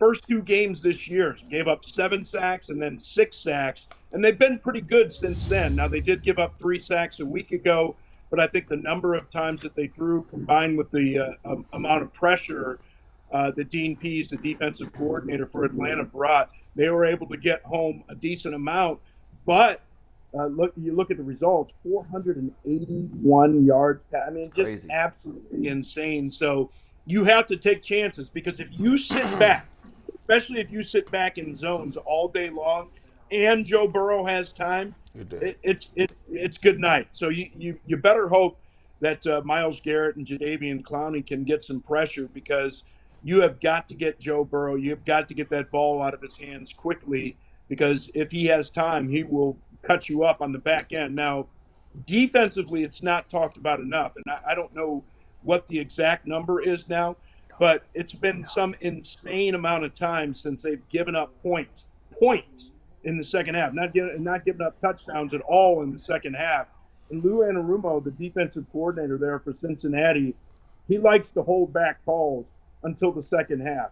So he is giving things in the second half that teams have not seen for the entire game, and it has worked tremendously. And I got to tell you, like, I believe Brandon. Like, the flow of the game, it seemed like Atlanta was finding their groove. Remember, this is a team in Atlanta. They beat the 49ers the week before, right? Sure. Like, they were no joke. The run game has been good. And, you know, I thought the pass game was starting to get going with Marcus Mariota and the talent that he has. But the defense for the Bengals, it's much better than people know. Robert, before we let you go, big win for Ohio State this week. That's the first time we've been able to say that this year since the opener against Notre Dame. What are your thoughts? Well, again, I think the defensive side of the ball is going to be a real challenge. You look at what Penn State was able to do. Oh, Robert froze up. Well, I think we lost him. We lost him. Yeah, he froze up. All right. Do you want to try to get him back? Now we got a Or Aditi. well, she's not on yet. Oh, she's not. Well, Yeah, we're still actually waiting on Aditi here? Yeah. Well, what I will say is he was going to preface the Penn State. Make sure we got the Ohio State postgame show. It's coming back Saturday against Penn State. We'll be on there. Tyvus will be on there. And how are you going to know about it? You got to subscribe to our YouTube channel. Got to, man. Let's go. Click the bell, and then you'll know when the postgame show is And start. I'm watching. If there's 1,000 people in the chat, we supposed to at least have 1,000 likes, right? Because you've been watching the whole time. It's a 1-to-1. It don't cost you nothing. No. All you got to do is hit it. That's all you got to do. Subscribe to the channel. Are we going to bring Robert back or no? Yeah, actually, we have Aditi right now. Oh, okay. Aditi's Okay. back. Yep. All right, Aditi, welcome to the Ultimate Cleveland Sports Show. Good to see you again. Anything pop in your head about this Browns-Bengals game that you didn't share with us earlier in the week? Good morning. Gosh, you sound really excited to see me, Jay. Listen, I'm thrilled to see you. It's good afternoon. It's good afternoon. Jay's got one I mean, foot. was that like the most Aditi. low-key? Like, That was oh, low-key. Aditi, Let me not explain Robert. something to you. What else do you have to say? Here's what happened. First of all, we wrapped up with Robert Smith. It was a little awkward because he froze up right at the end, so we were a little off kilter. And Jay's got one foot in the parking lot. He's going on vacation this afternoon. Yeah. So he's counting down the minutes till this show's over today. Hey, where you going, dog? Oh, I see. So you're basically telling me don't take it personally. Yeah. No, he's just telling you. Aditi, now wait a minute. You know my affinity for you. You know this. I mean, but you're like leaning back. Yeah, welcome to the show. Bull hit it. Bull hit it. Bro. He's got calling one foot it in the one parking foot in the parking lot Thursday. Hey, Didi, just talk for 4 minutes and get us closer to 1 o'clock. That's what Jay's saying. Is that it? Does it matter what I talk about, Jason? Or No, whatever you want. Just fill 4 minutes and get us closer to 1 I was singing o'clock. your praises on the show earlier today when I said that even the calm, level-headed voice of reason Aditi was on this show earlier saying, I don't get it. Know who you are. You're a run team. Why does Nick Chubb have 16 carries? It's a wrap. So we had an over-under. Was he going to get 20 carries this week? And I said, yes, he is, because they're going to listen to what you were saying. You're speaking common sense. Jay, nobody listens to me. Come on, my do. husband doesn't listen to me. My children don't listen to me. You think Kevin Stefanski is suddenly going If to listen he's to smart, me? he will. If he's smart, he So will. is that a statement on my children and my husband right there? I live in a actually, my husband just doesn't listen. He just doesn't hear me. Even my 3-year-old the other day said to him, Daddy, Mommy already said that. And my son is just a born negotiator. So he just argues for the sake of arguing. Yeah, That's bad when you get called out by your kid. Your 3-year-old kid. Yeah, but it's not like he heard her either. So there's selective hearing. But that's a male thing. Like we hear what we need to hear. And right. So do you think Kevin Stefanski needs to hear me say feed the ball to Nick Chubb, or does he just kind of like? He needs to hear you say that because he's not listening to anybody else. So it's really so easy for all of us, considering that the Bengals are coming to town. I spent 9 or 10 games with the Bengals last year, was as bullish on them as I could be outside of I didn't think they were great in situational football. But other than that, I mean, huge fan of the Bengals and the way that they played. But in that Super Bowl, we've talked about this before, Adam, so I apologize to bring it back up. But there were 2 3rd-and-1s and 2 4th-and-1s.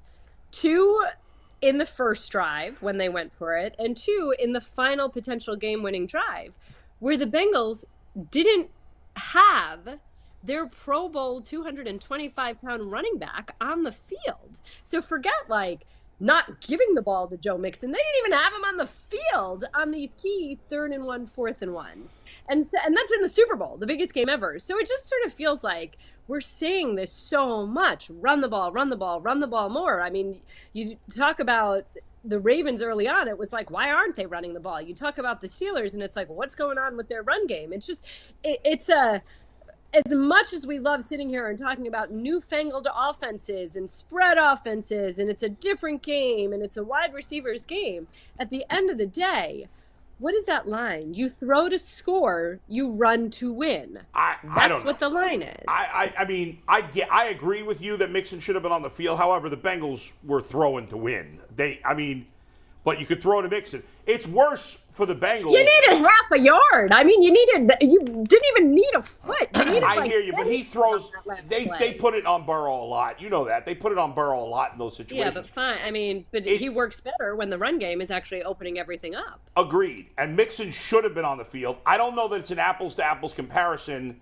In fact, it's not with the Browns because... No, it's not, but I'm just saying in general that we always say, it always boils down to, at the end of the day, no matter what you say, just about everybody can be found to have needed to run the ball more or run the ball in certain situations. Sure. And it just feels like we in football are moving away from that, and I don't really, unless you're Mike Vrabel and the Tennessee Titans, and I just don't really understand why. But I do think that it's getting these last 2 games, Nick Chubb hasn't gotten the ball enough. I think most people would agree with that. I think overall, in his time in Cleveland with Stefanski, I don't think that's been an overarching problem that he hasn't gotten the ball enough. There are games where it's happened. Right, and I think that that's an issue sometimes, too, is that that this is a run-first team, that that everything is set up off of the run, the play-action pass game, all of that. So issue only, there may be some players that prefer to play in a different style offense, okay. It's just a little befuddling. I mean, but look, at the end of the day, it's never one thing. We're looking at Kareem Hunt right now, and I know we talked about this before, and I said that everybody should always listen. Do you think that he should be traded? I would wait till after the Bengals game, personally. If they lose to the Bengals, I would trade him. If they beat the Bengals, I would not. That's how I feel about it. No. And everybody else is in agreement with you? We talked about it earlier. Aditi, my thing was the value now, what you're going to get in return for him, isn't worth losing him. I do want to see what the offense can be with Chubb and Hunt, however ineffectively they're going to be used, with Deshaun Watson on the field at the same time, because maybe if they can get a strike lightning. You're not going to get a 3rd-round pick for him now. I don't think you are. The Panthers got a 2nd-round pick, a 3rd, and a 4th, and a 5th for McCaffrey. I don't think there's a huge gap between McCaffrey and Hunt. Well, you're also talking about a couple weeks earlier in the season. I hear you. If you trade him after the Bengals game, you're literally getting him for half a season. But what's the difference? The price goes down. But ultimately, you're acquiring McCaffrey not for these regular season games. You're acquiring for the playoffs. Same thing. And McCaffrey's value is higher. It is higher, I agree, which is why you're not going to get a 2nd-round pick. But I don't think it's that big a difference that you couldn't get a 3rd-rounder. I have a hard time thinking that the Browns are completely, totally out of it just yet. Simply because there's no one that's really... I mean, there's nobody in the AFC exactly as I said on Tuesday, and I hate to repeat myself, but it's just about getting into the dance. Right. And we know that this is a streaky game and that somebody can get hot. And sometimes it's just success begets success. Confidence begets confidence. And sometimes it's just one game that can be a catalyst in some way. When my stomach growls, can you guys hear that? No. Does the microphone pick that up? No. But you know what? They took my garbage can. We don't have the garbage can anymore, so we can't throw the bottles. I don't know who moved the garbage can, but I appreciate it. Punished like children around here. Just taking the garbage can away. Aditi, I think you're right, and that's why I wouldn't trade Hunt now, because if they beat the Bengals and they're 3-5, that's a different story. At 2-6. The odds of them making the playoffs at 2-6 when they're now 3 games back behind Cincinnati and don't have the tiebreaker. I know you could get a wild card or whatever. At 2-6, it's nearly impossible, especially when they have a tough schedule. Go ahead. You know what? I need somebody to put this team on his back. That's it. You know, and I'll go back to the Titans game, and I apologize because obviously that's the game that I just called, that I was part of the crew on this weekend. And Derrick Henry. And now I think it's 4 straight games with 100 yards. But going into that game, Derrick Henry had 3 straight games with 100 rushing yards. And I'd asked Todd Downing, the offensive coordinator, I said, what changed? What turned him on? And he said, you know what? I think he just realized, screw it, I need to carry this team. And I'm not saying that that's Nick Chubb. I think defensively, Myles Garrett just needs to put this team on his back and say, okay, someone has to wreak havoc, and that's it. And that's me. And I need to make everything impossible. And if I need to take Joe Burrow down 4 times, okay. And those are things that are contagious and infectious. And you see somebody come to work that way consistently. And this is what we keep talking about with Myles. Like, we know that in those moments, in those flashes, he can compete with the best linemen out there. But I need to see it week in, week out. This is a guy that's taking over a game, and that's that. And I'm just waiting on that. You need one. Again, like, I know I'm talking out of both sides of my mouth. And on one hand, football is about puzzle pieces. Every single puzzle piece has to fit. It's never just any one thing. But on the other hand, you can sometimes have that one player that's up here that just raises everybody else's level by virtue of his play. Not by screaming, not by saying I need to do it, not by stomping his feet, just by going out there and doing it. I don't think it could be Nick Chubb because you have to hand him the ball before he can be that guy. Do we just simply overstate the talent on the team? Did we just think the talent was a little better than what it actually was? I'm not ready to say that. I don't think so. I don't. I really don't. I don't look at someone and say, well, gosh, he's slower than I thought he was, or his lateral speed isn't what I thought it was. It just still feels, I don't want to call them MEs. I don't want to call them mental errors because I don't actually know. It just feels like they're not playing with that swagger that you thought that they would have. They're not playing with that confidence. They're not playing with that shutdown mentality. I don't know. Again, which is why I say I think at some point somebody's just got to say enough already. You're going to ride me.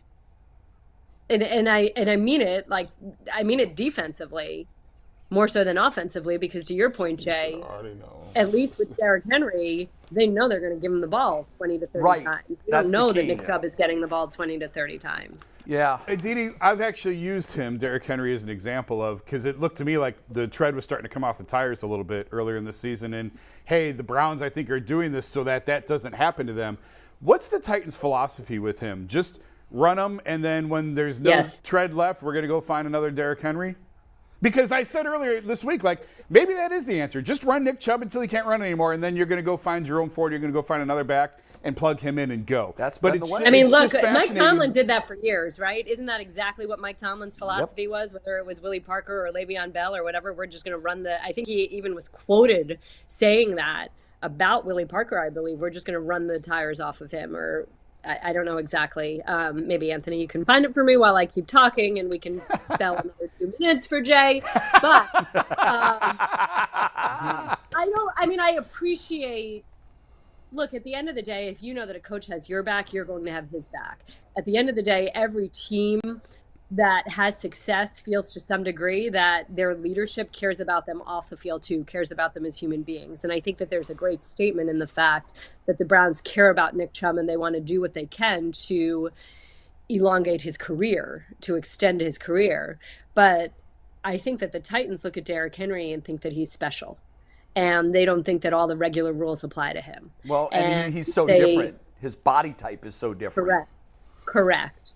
And so, and they also know that at the end of the day, Derrick Henry wants to win more than he wants to have a 20-year career. Aditi, that's you just hit on it. What I wish so badly that Nick Chubb wasn't a closed book.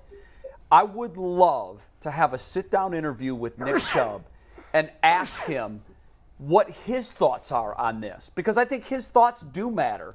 Would you?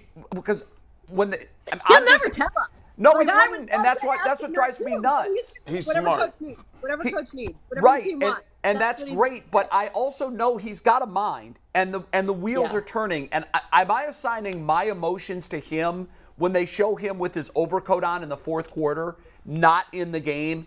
I know how I would feel. What the hell am I doing here? I want to be out there where I can make a difference. I want to win. Does he want to win? I'm assuming he does. He performs his job with the utmost pride. Every practice rep, Nick Chubb takes the ball and runs to the end zone.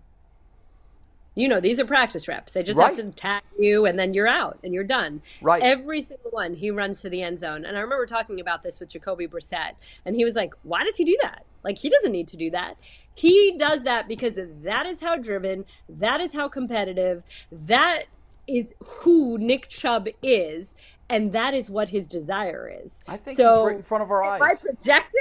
But I think all the evidence shows that, Nick Chubb inside somewhere is seething in some way because he wants the ball. But this is the dilemma of every great player. And it's funny. I remember having this conversation with Antonio Brown once, and he was legitimately, sincerely saying to me, why is it wrong that I ask for the ball?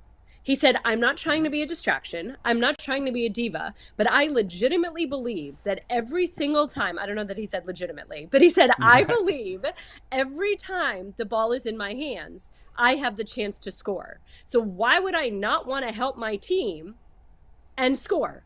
And that's why I'm asking for the ball. I see that I can beat my man, or I believe in myself that much. That's what I'm doing. And there's so much truth in that. You want guys that raise their hand. You want guys that want that ball in that key moment. Michael Jordan was not giving that ball up to somebody else. He wanted to take that shot. That's what you want. But yet we also beat into these guys that there's a selfishness to that. Facts. It's finding that right balance of saying, hey, pick me, I'm available, I can do it, I believe in me, and yet not turning somebody off. And Jay, certainly we can talk about this in our business too. I mean, I know as a reporter, I have said, hey, I'd love to do this interview, or I believe I can be on the field here, or you can count on me in this moment, and it's being seen as a squeaky wheel. Like, or I you should be doing play-by-play for a Major League Baseball team, which is absolutely true, and I'm better than almost everybody out there. But and I totally believe that, and I could prove it, but I won't be given a chance. But anyway, to be fair, Nick Chubb, second and fourth quarter rushing attempts last year, second and fourth quarter rushing attempts this year, and probably the only reason he's not first is because they have Kareem Hunt, who's almost as good a back as Nick Chubb, and is a significantly better pass-catching back. And as much as I agree there are times I'd like to see Chubb out there, unlike the Bengals, who don't have a good second back, so they should never take Mixon off, the Browns at the moment have a great second back, and he is a significantly better pass catcher than Nick Chubb. Put them out there together. But they don't use. Okay, but they do use him in the fourth quarter. As little as Nick Chubb, as little I'm as talking about Hunt. As little as Hunt has played, okay, we complain about, and I complain about it too. As little as Hunt has played, in the fourth quarter, he is, I believe, fifth, and he is fourth. Nick Chubb is second. Oh, let me just double check this. Hold on. Nick Chubb is second in fourth quarter rushing attempts. Should be first. And Kareem Hunt is fourth. No, the reason he's second is because of Kareem Hunt. Yeah, but you know what? That's second and fourth, so how big it's not they like be? they're in position to close out a game either. You know, like he would have more fourth quarter carries if the Browns were up and closing out a game. Exactly. You know, If they're winning in the fourth quarter, he gets the ball. Right. I think that's how they drew this up, actually, was have the lead in the fourth quarter and give it to them and let them put it away. They can't get the lead. Well, That's the problem. well, they can't get the lead in the fourth quarter. They're always playing from the behind. Jets game, they had a nice and lead. they did have a lead in the Jets game. And Atlanta, they had the And lead. we weren't complaining about Nick Chubb getting the ball in the Jets game because he got the ball plenty in that game. No, there were other things to Although complain it was about. funny, early in that game, the Jets backs actually had more rushing yards. It took a while for the Browns You're backs right. to get You're right. They did. What's your confidence level? We did a confidence meter to start this show. I think I was the highest at 5. Yeah, About the Browns Your beating. confidence that the Browns will beat the Bengals. G. Bush and I brought down the average. We're a 2. Where are you? I'll give it a 5. Thank you. Okay. Come on in. The water's warm. Well, I'm a little more optimistic now because the 2 smartest people on the show give it a 5. Oh, boy. I gave it a 4. If you're putting but you Kent know what, Jay, State in the same class as the Ivy League. Yeah, My this God. is such an any given Sunday thing. Like it really, and That's true. I don't. The Bengals are indeed playing better. They're getting their stride back to some degree. They do have so much talent, as Adam and I talked about a few weeks ago. He believes it's the most talent in the division. All of that, I get it. But I mean, how many crazy things have we seen this season? Well, And Tampa Bay and Carolina. Sunday, or in this case, any given Monday. I mean, does Halloween, the energy of Halloween, does that do something? Does the urgency of Adam saying this defines your season right here? Does Kareem Hunt saying, I don't want them shipping me out of my hometown? Who knows?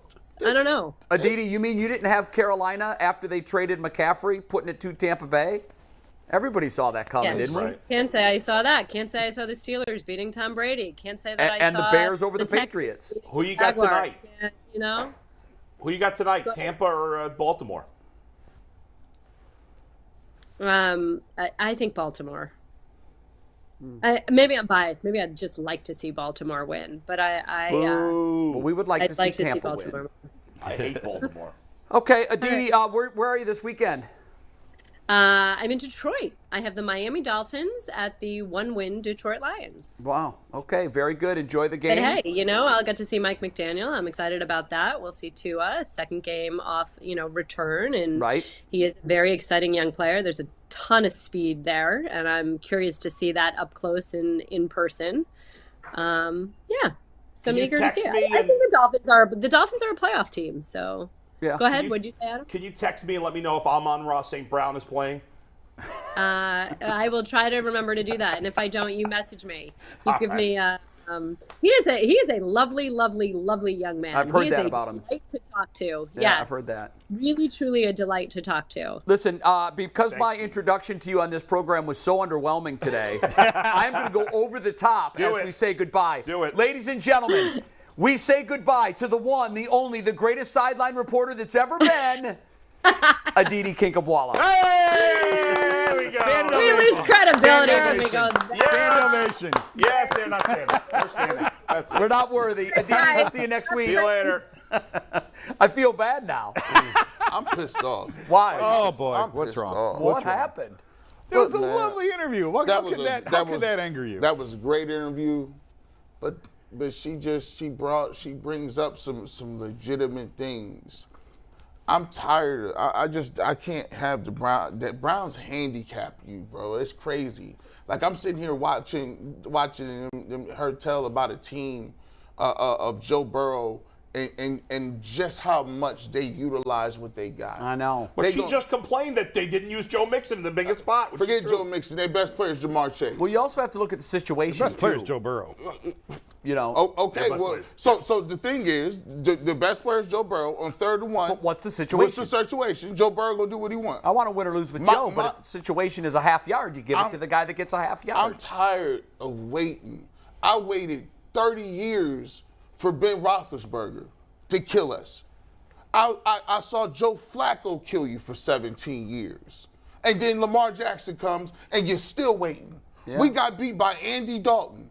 They draft Joe Burrow. Now they're good, and they go to the Super Bowl. I'm tired of waiting on all of this. And it sucks because as a prognosticator, I got to sit here and think of creative ways to blow smoke up everybody's ass. No, you don't have to do that. No, you don't. You don't. The last 3 weeks, I've picked them to lose. I'm going to pick them to lose this week. I don't know. If you think that they're going to lose, pick them to lose. But it's not. It's just not the losing this week. It's just the way you talk about other teams and the way you got to talk about yours. When you see other teams doing it right. What's the common denominator? Common denominator is... Of all the losing. Common denominator is... Yeah. I see other teams getting players. I see those teams use their players. I see throwing for 500 yards. Look at this. He throwing for 500 a game. Then you turn Lamar Jackson on. Oh, he running all over people. The Steelers just continuously, T.J. Watt, he just do whatever he wants to. Yeah, but gee, come on now. They have Joe Burrow and Lamar Jackson. The Browns don't have that guy. It's not an apples to apples. It is. Nick Chubb. You have But Nicholas Chubb. No. Come on. Bull. See this? Jamar Chase doesn't have the most catches in the NFL, should he? What did he do as a rookie? He's got 2 great receivers with him. What did he do as a rookie? Well, so did the Browns with Kareem Hunt. They've got one other good running back with 6 carries last week. But see, that's 1 week. See, Bull, I got to keep it real with you. Yeah. Because that's your squad, you have an opportunity to have the luxury of saying, well, Joe Burrow throws for 5, and you sit back.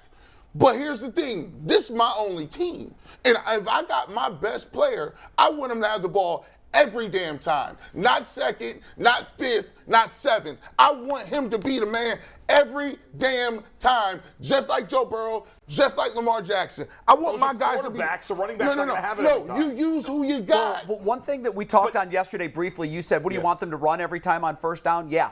But they do. They don't. They don't run every time you on want first to down. run every first down? That's ridiculous. I do. Can I tell you why? You can't run every first down. What does he average? What does Jacoby Brissett average? More than Nick Chubb per play. What does Jacoby Brissett averages more yards per play than Nick Chubb? Well, he's a quarterback. Okay, but you said they got to run on every first down. Bull, just follow this line of reasoning here for a second. What does he average per run? 5.9. It's on the screen. 5.9. Okay, so there's going to be, on average, you're going to be 2nd and 4. What does that do? You tell me. I know you know. What does that do when you're 2nd and 4? Guess what? You run in. It opens the playbook. It's just silly to say run every We first down. just not, because we just heard you said you want them to literally run every first down. Did I say that? That's what he just said. I do. I'm talking to him. I'll say it. Let's talk about this. That's insane. Aditi, Jason, would you help me? Yeah, I am enjoying it. If you run it on every first down, you're going to be in 2nd and 9. Listen, you're going to be in 2nd and 9. Because the average is 6 a carry. Listen, what I'm telling you, what I'm saying to you, don't minimize it and boil it down to every first down. I'm not in the minutia. But that's what Jay said. He said every first down. I'm talking. Okay. That ain't what I'm saying. What I'm saying is this. She just said, at one point in time, you hand the ball to Derrick Henry and you put the team on his back. They know they got Ryan Tannehill. They know they don't got no receivers. But what do? They use what they got. It's unacceptable to not use what you have. They haven't lost these games for that reason. It doesn't. They've lost these games because of the defense. Okay, you know that. Listen, here's the problem. The problem is this. If you're going to sit here and you're being evaluated for what you do, you can't say, I'm okay here, but I'm not okay over here. There are times in the game when you need to have a play and the man ain't even on the field. That's unacceptable. The man's not a good pass catcher. Is that true? Can't have him on the field in some way, shape, or form? He's not a good pass catcher. If he's on the field, he's drawing attention. He is on the field. He has the 2nd most carries of any running back. Should be the most. What do you mean? You can't say he's not on the field when he has the 2nd most. And he doesn't anymore. He's down to 3rd or 4th in fourth quarter carries. That's fourth what quarter I said. Nonsense. He's 2nd.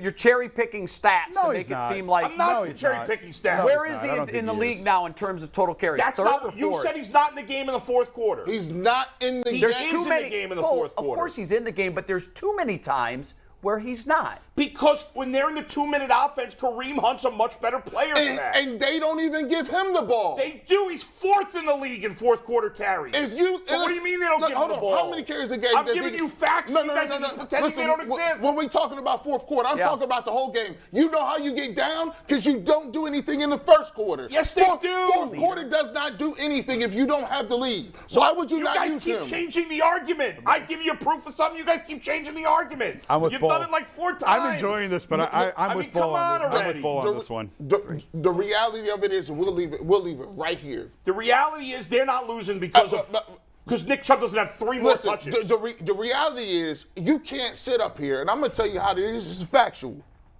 You have the luxury of seeing your team put points on the board, and utilize your people. But then you can't come over to this side and say, well, he's getting the ball enough. No.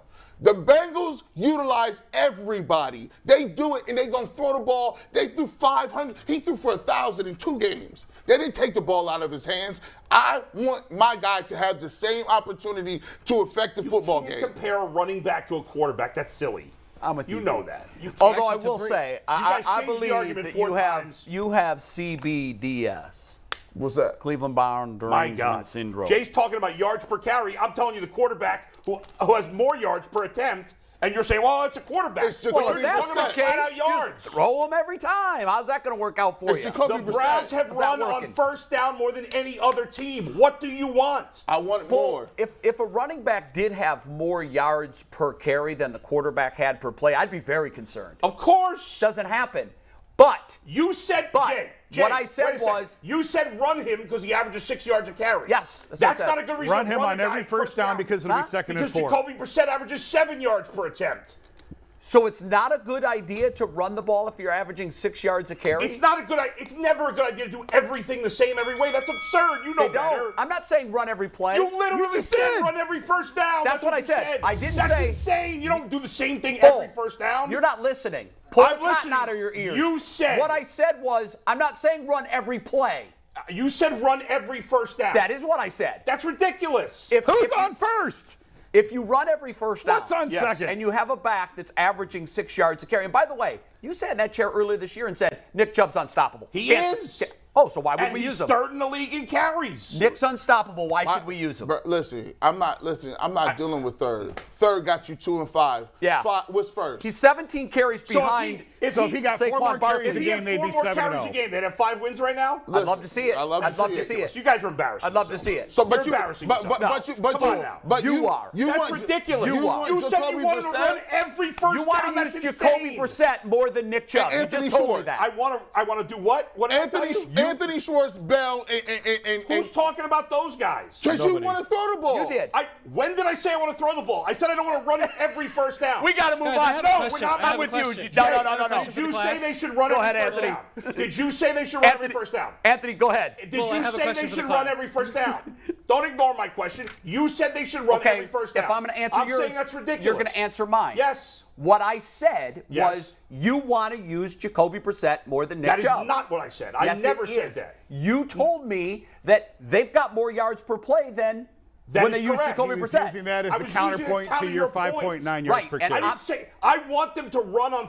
Most teams should throw more often on first down. The Browns should run more often on first down, Right. Which they do. You can't- and they do it more than any other team. You can't run on every first said, down. When you said correct. You said that the Browns should run every first down. That's absurd. There's no Yes. coach in America that would ever do that. I That's think they ridiculous. should. I think they That's should. ridiculous. They're a running team.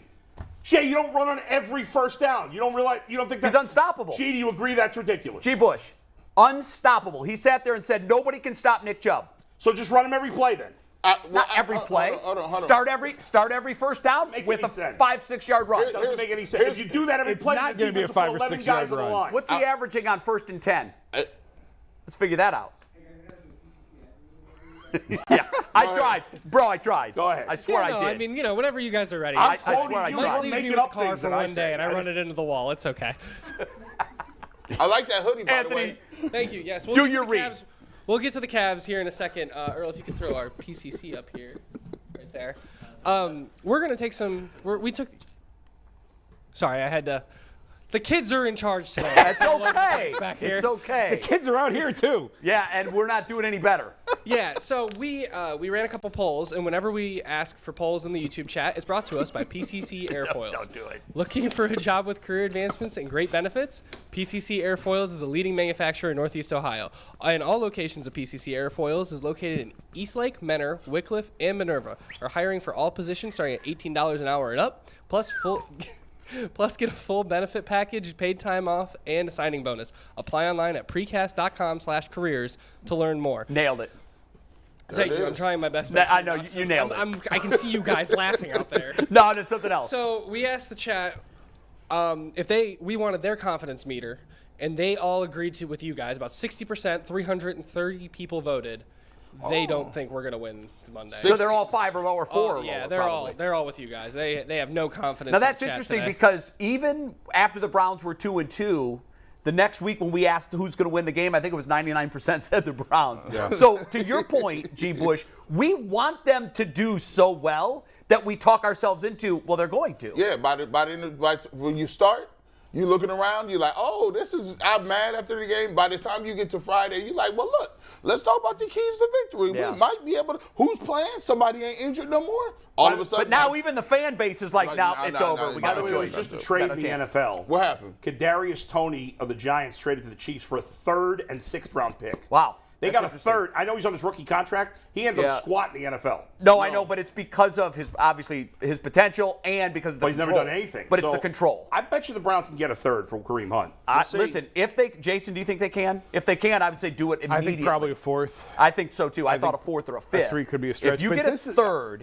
for 8 games, they'd be crazy not to do it. I mean, this is why we had the conversation before the season. I know. Why you would trade Kareem before the season, because of this exact scenario that they're struggling. You know, with Nick Chubb's your bell cow, you can probably get more in value for Kareem than he gives you on the field. That's why I was arguing to trade him before the season. I was because with you. The history showed that Kansas City Kareem isn't going to be Cleveland Kareem. We're not using him the way they used him in Kansas City. Because of that, and we knew what we expected to all of a sudden change. Right. It didn't change. Right. They've misused him the same way this year they did his previous years here. Now you're going to get less value for him when you move him. And if they can get a 3rd, my goodness, I think they'd pull the trigger on that immediately. I just don't think that will happen.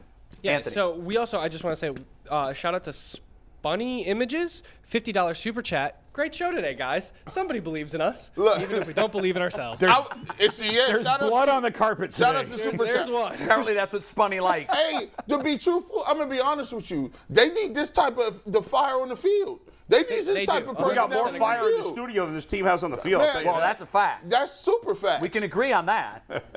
I thought it was interesting. So kind of the theme of the show, almost accidentally, was something that our first guest, Maurice, said. Disruptor. I love that word. They need a disruptor. Robert Smith talked about the value of having someone like that. Aditi talked about the value of having someone like that. Yep. I think it was you that asked who's the disruptor on this team, or maybe no, you did. me. They don't have one. I think that's the answer, and that's the problem. And it's Well, not it has even- to be Myles Garrett. But we're not even talking disruptor on the field. No, internally. Yeah, I think more I think internally it means more. Maurice said I would look at my teammates who had been there longer than me and I would challenge them. Yeah. I would tell them you're lazy. Like, who is that guy? Right.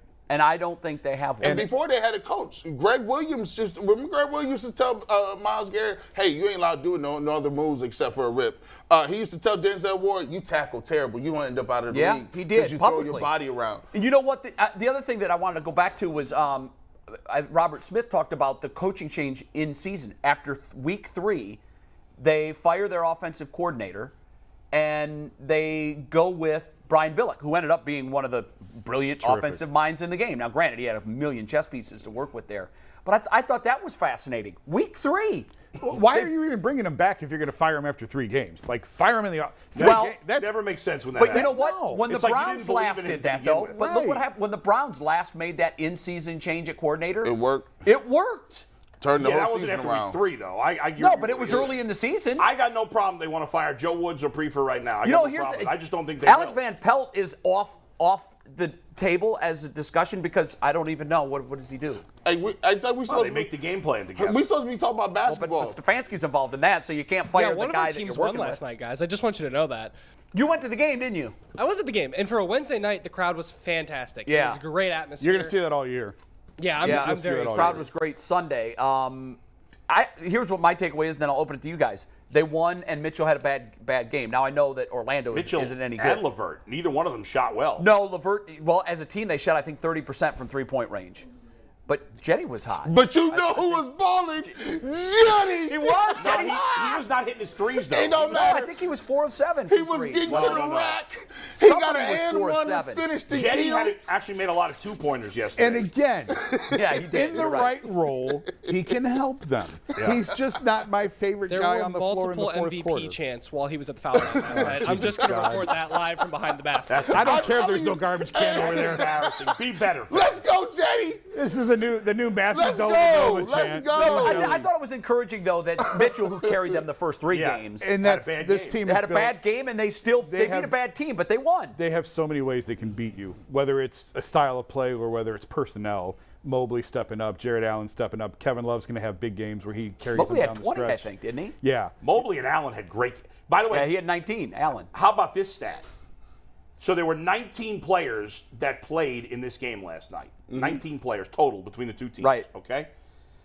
Jarrett Allen had 7 offensive rebounds in this game. The other 18 players combined had 15 offensive rebounds. So he had 1/3 of all the offensive rebounds in the entire game. And that that's a nice offensive formula. rebounds is all about energy and hustle, Yeah. and obviously his size helps. It feels like he's the heart and soul of this. You know what I team. like more about that? You see, I always know what type of mindset you in. I like my big man to be dunking the ball. He's now ain't no hooks. He's getting the rock and he's throwing it down on people. He's showing that nastiness. Now, I was worried about his hand a little bit because he had the hand situation, but I'll tell you what, nasty around the rim. I like to see Mobley was active. I saw him doing his thing. I don't know what they're going to do with the 3 because I think, and I was They going to got ask to you. get better there, yeah. They're rotating need a a lot of shooter. guys in there. They just is that going to be a revolving Until door? they find what they like. And I mean, right now you have to because Darius is out. Yeah. So that's the trickle-down effect.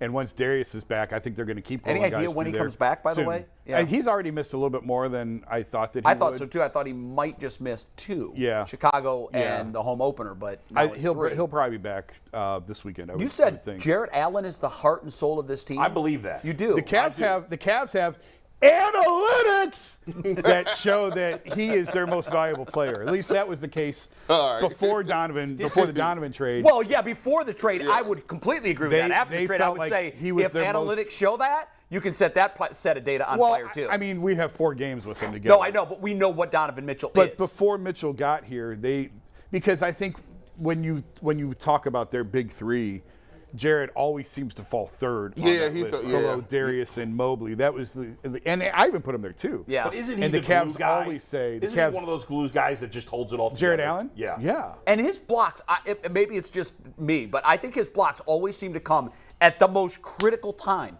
which tells me he could get a lot more if he wanted to spend that energy on it.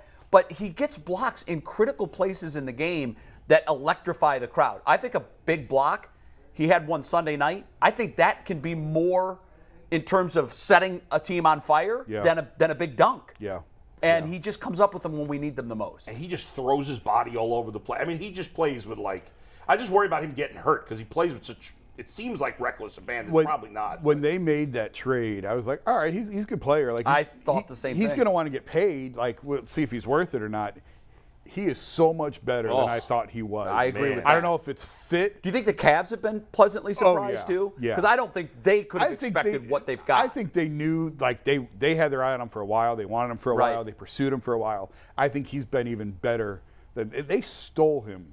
I know they did. For a first. I mean, that's unbelievable what they were able to get him for and what he's providing. And I remember having conversations with people when they signed him to that extension. I was talking to people in the organization. I'm like, $20 million for a guy who's going to get schemed off the floor in the final. Like, because ultimately, I mean, you're playing to try and win a championship, right? Right. So if you get to a playoff series, my thought was you could just scheme him off the floor. The kind of player he is, it's easier to erase him in a 7-game series. But I'll tell you what, I'm actually turning on that. I think you can play him against pretty much anyone. Yeah.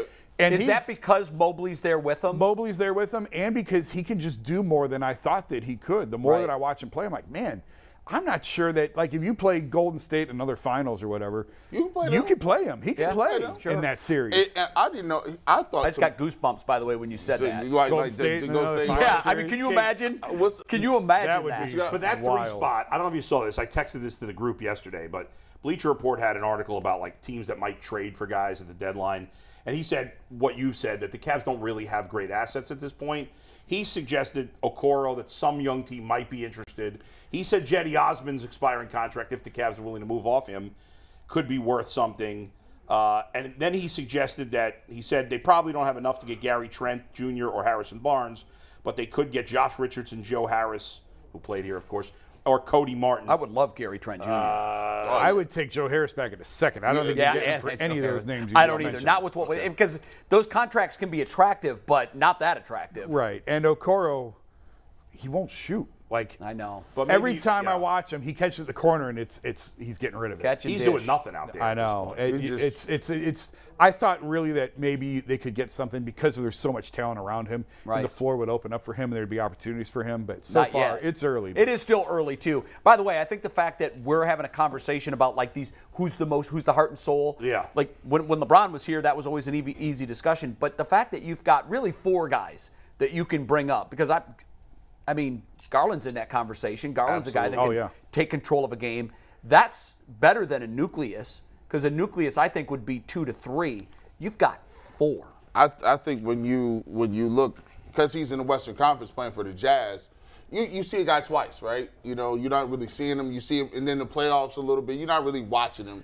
But then when he gets on your squad, you kind of see him up close and personal, and you're like, man, he's better than I thought. Like, from a standpoint of, you always know you got a ball player when it just, like, it don't really matter. It don't never really be too big. Like, it's fourth quarter, and just like yesterday, we was watching the Orlando game, he was 2 of something. He had like 10 points. He hits a big shot, and he's just like, okay, let's go ahead and extend that joint. By the way, I know that 10 seconds, that Orlando team looks like a bad team. They're on 5. They got some nice young players. What you mean? I think they're going to get better as the year goes on. They feel a little like where the Cavs were maybe a year or so ago. Yeah.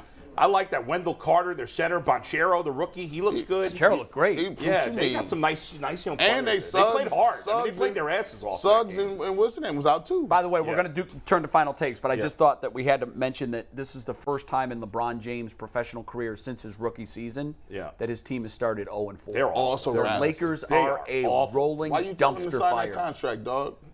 Dumpster fire. I think Why you telling him I that? said all offseason we're going to find out if he's still hunting not. rings. He is no He's longer not in hunting ring rings. mode. He's taking checks. Yeah. Yep. Because He's earned it. Like you want to just live it out in LA and Ride it out. produce and make movies and do all that. that's where he is now. That's where he is. Folks, you that's want to hear where us it is. crap on LeBron or fight with each other?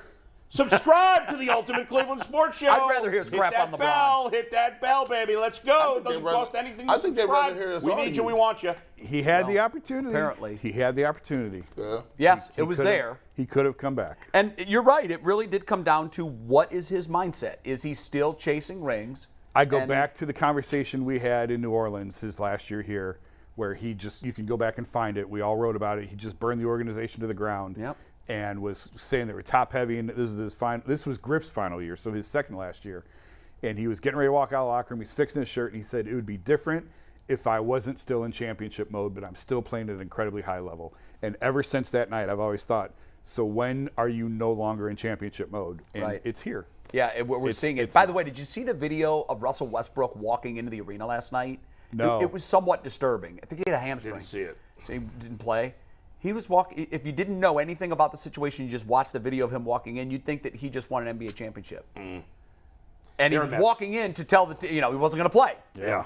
And there are all kinds of internal problems with that Yeah, mess. I don't know. He's getting all the blame, though, and that's probably No, it's unfair. not fair that he's getting Yeah. all the blame, but Yeah. he deserves some of it. Oh, no doubt. I mean, Yeah. No but they're doubt. asking him to do something that he doesn't I remember do. those days. Not my problem anymore. Exactly. And by the way, tell your buddy McMenamin, he better get ready to change zip code soon. Because he ain't staying out there long. Oh, man. It'll break All his right, heart. Let me start with my final take. It's very quick. So last night I was dying for a bowl of cereal. I don't eat cereal ever. But for whatever reason, I was craving cereal yesterday, right? The only cereal I eat is Rice Krispies, believe it or not. I ate them when I was a kid. I don't really eat cereal, but I was craving Rice Krispies. So I go to Heinen's yesterday. I get my Rice Krispies. I get my gallon of milk. I'm home. It's like 8 o'clock last night. My son says to me, "Can I have some cereal?" And I was like, "Yes. You and I are gonna have a bowl of cereal right now." So I go to open the milk. I can't open the milk. I take a gripper. Can't open the milk. I'm like, "What is going on? I have to have the milk." I could not open this milk. I don't know what happened to the cap. It was like a turn cap type of thing. I couldn't open it. It was impossible. I don't know what happened. It must have been a flaw in the design. Maybe when they stamp it in the automator, it missed. It must have. Because they crimp that. It goes on as a full cap, but then they've got to crimp it so you can twist it. Because I may be a lot of things, but I'm not weak. I can. Did you eventually get it off? No. What I did was drill the hole in the bottom or in the cut a hole in the top. I took a knife. Yeah. I ain't never seen no milk like that. I ain't never seen no. And then I pick it up. It's coming out the side. I'm pouring it into the. I'm like, Aaron, hold the bowl. Hold the bowl. We gotta get it in. Please take video of that if that ever happens again. This just in. I need Bull video. needs bagged milk.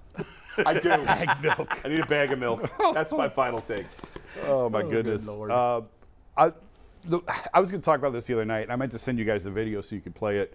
Maybe you guys discussed it on the show already. The incident that happened in the NFL game after Tampa Bay lost, where Mike Evans seemed to be approached by two referees to get autographs. Guys, this is really bad.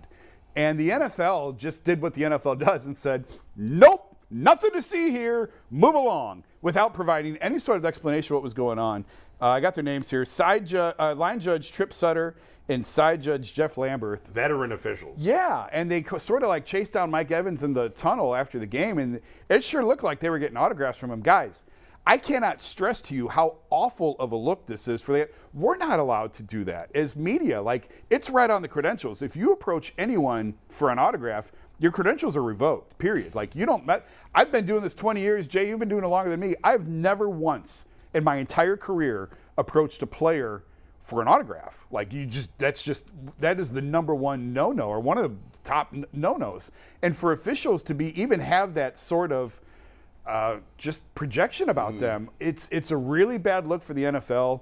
It'll probably go away quickly. I've stood in tunnels after games before just to try and catch any sort of interaction with players or guys or what their reaction is. There you go. You guys have it. You're better than me. They're claiming that Mike Evans was giving a phone number to one of these guys for some golf coach or something. It sounds fishy. I don't know, but that's unacceptable. It's an awful look. Yes. Even if that's what it is, Yeah. get it afterwards. Like, get it after guys are in the locker room. I think the NFL's lucky the Bucs lost this game, because if the Bucs had won, I think it looks even worse. It's not good. And listen, I'm not going to go as far as Tim Donaghy and everything with the NBA and everything that they went through.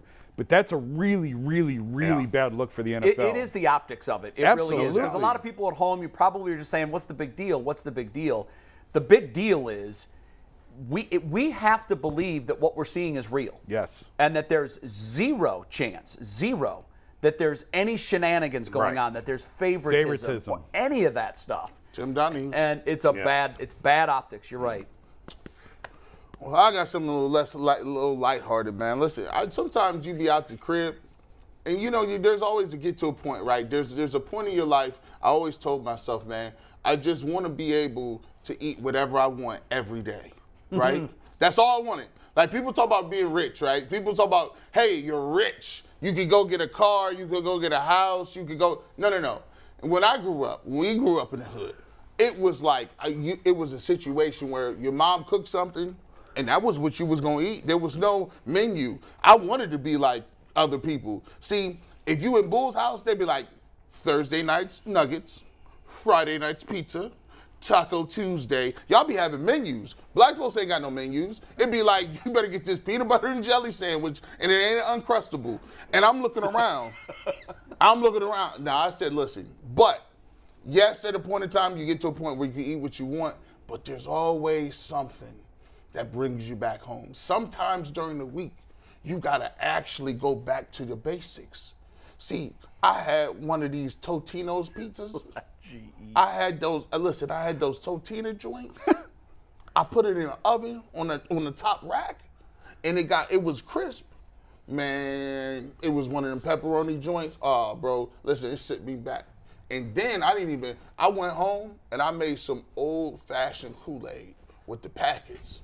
I had the old-fashioned. I was in there cooking. My wife came home and said, "What'd you eat? What'd you do?" I said, "Listen, I had this pizza." She was like, "What's this container?" You know, Kool-Aid, you got to buy a Kool-Aid pitcher. Of course. She's like, "What is this beverage in here?" I said, "It'll change your life, man. Change your life." She's like, "Why don't you make this all the time?" I said, "What? You want me to have diabetes? I can't do this." How much sugar? It was like, it's like when you're at Olive Garden when they say, "How much cheese you want?" You might as well keep going, dog. You might as well keep going, dog. Yeah. I'll take all you got. All you got. You might get another one. But it's always good going back to basics, man. Go to the dollar store, get you $1.25, get you a pot pie, get you some of them burritos, and get you a pack of ramen noodles, right? Get you a pack of ramen, you put that on the top stove, you be like, you know what, this is what life is all about, man. Sometimes you got to go back. You know what it is. That's what Bull did, too. Yours is comfort food. Yep. We used to eat cereal. I haven't eaten, when you said that, I go, I don't think I've had a bowl of cereal in 20 years. Forever. But when you're a kid, what do you eat? You eat a bowl of cereal.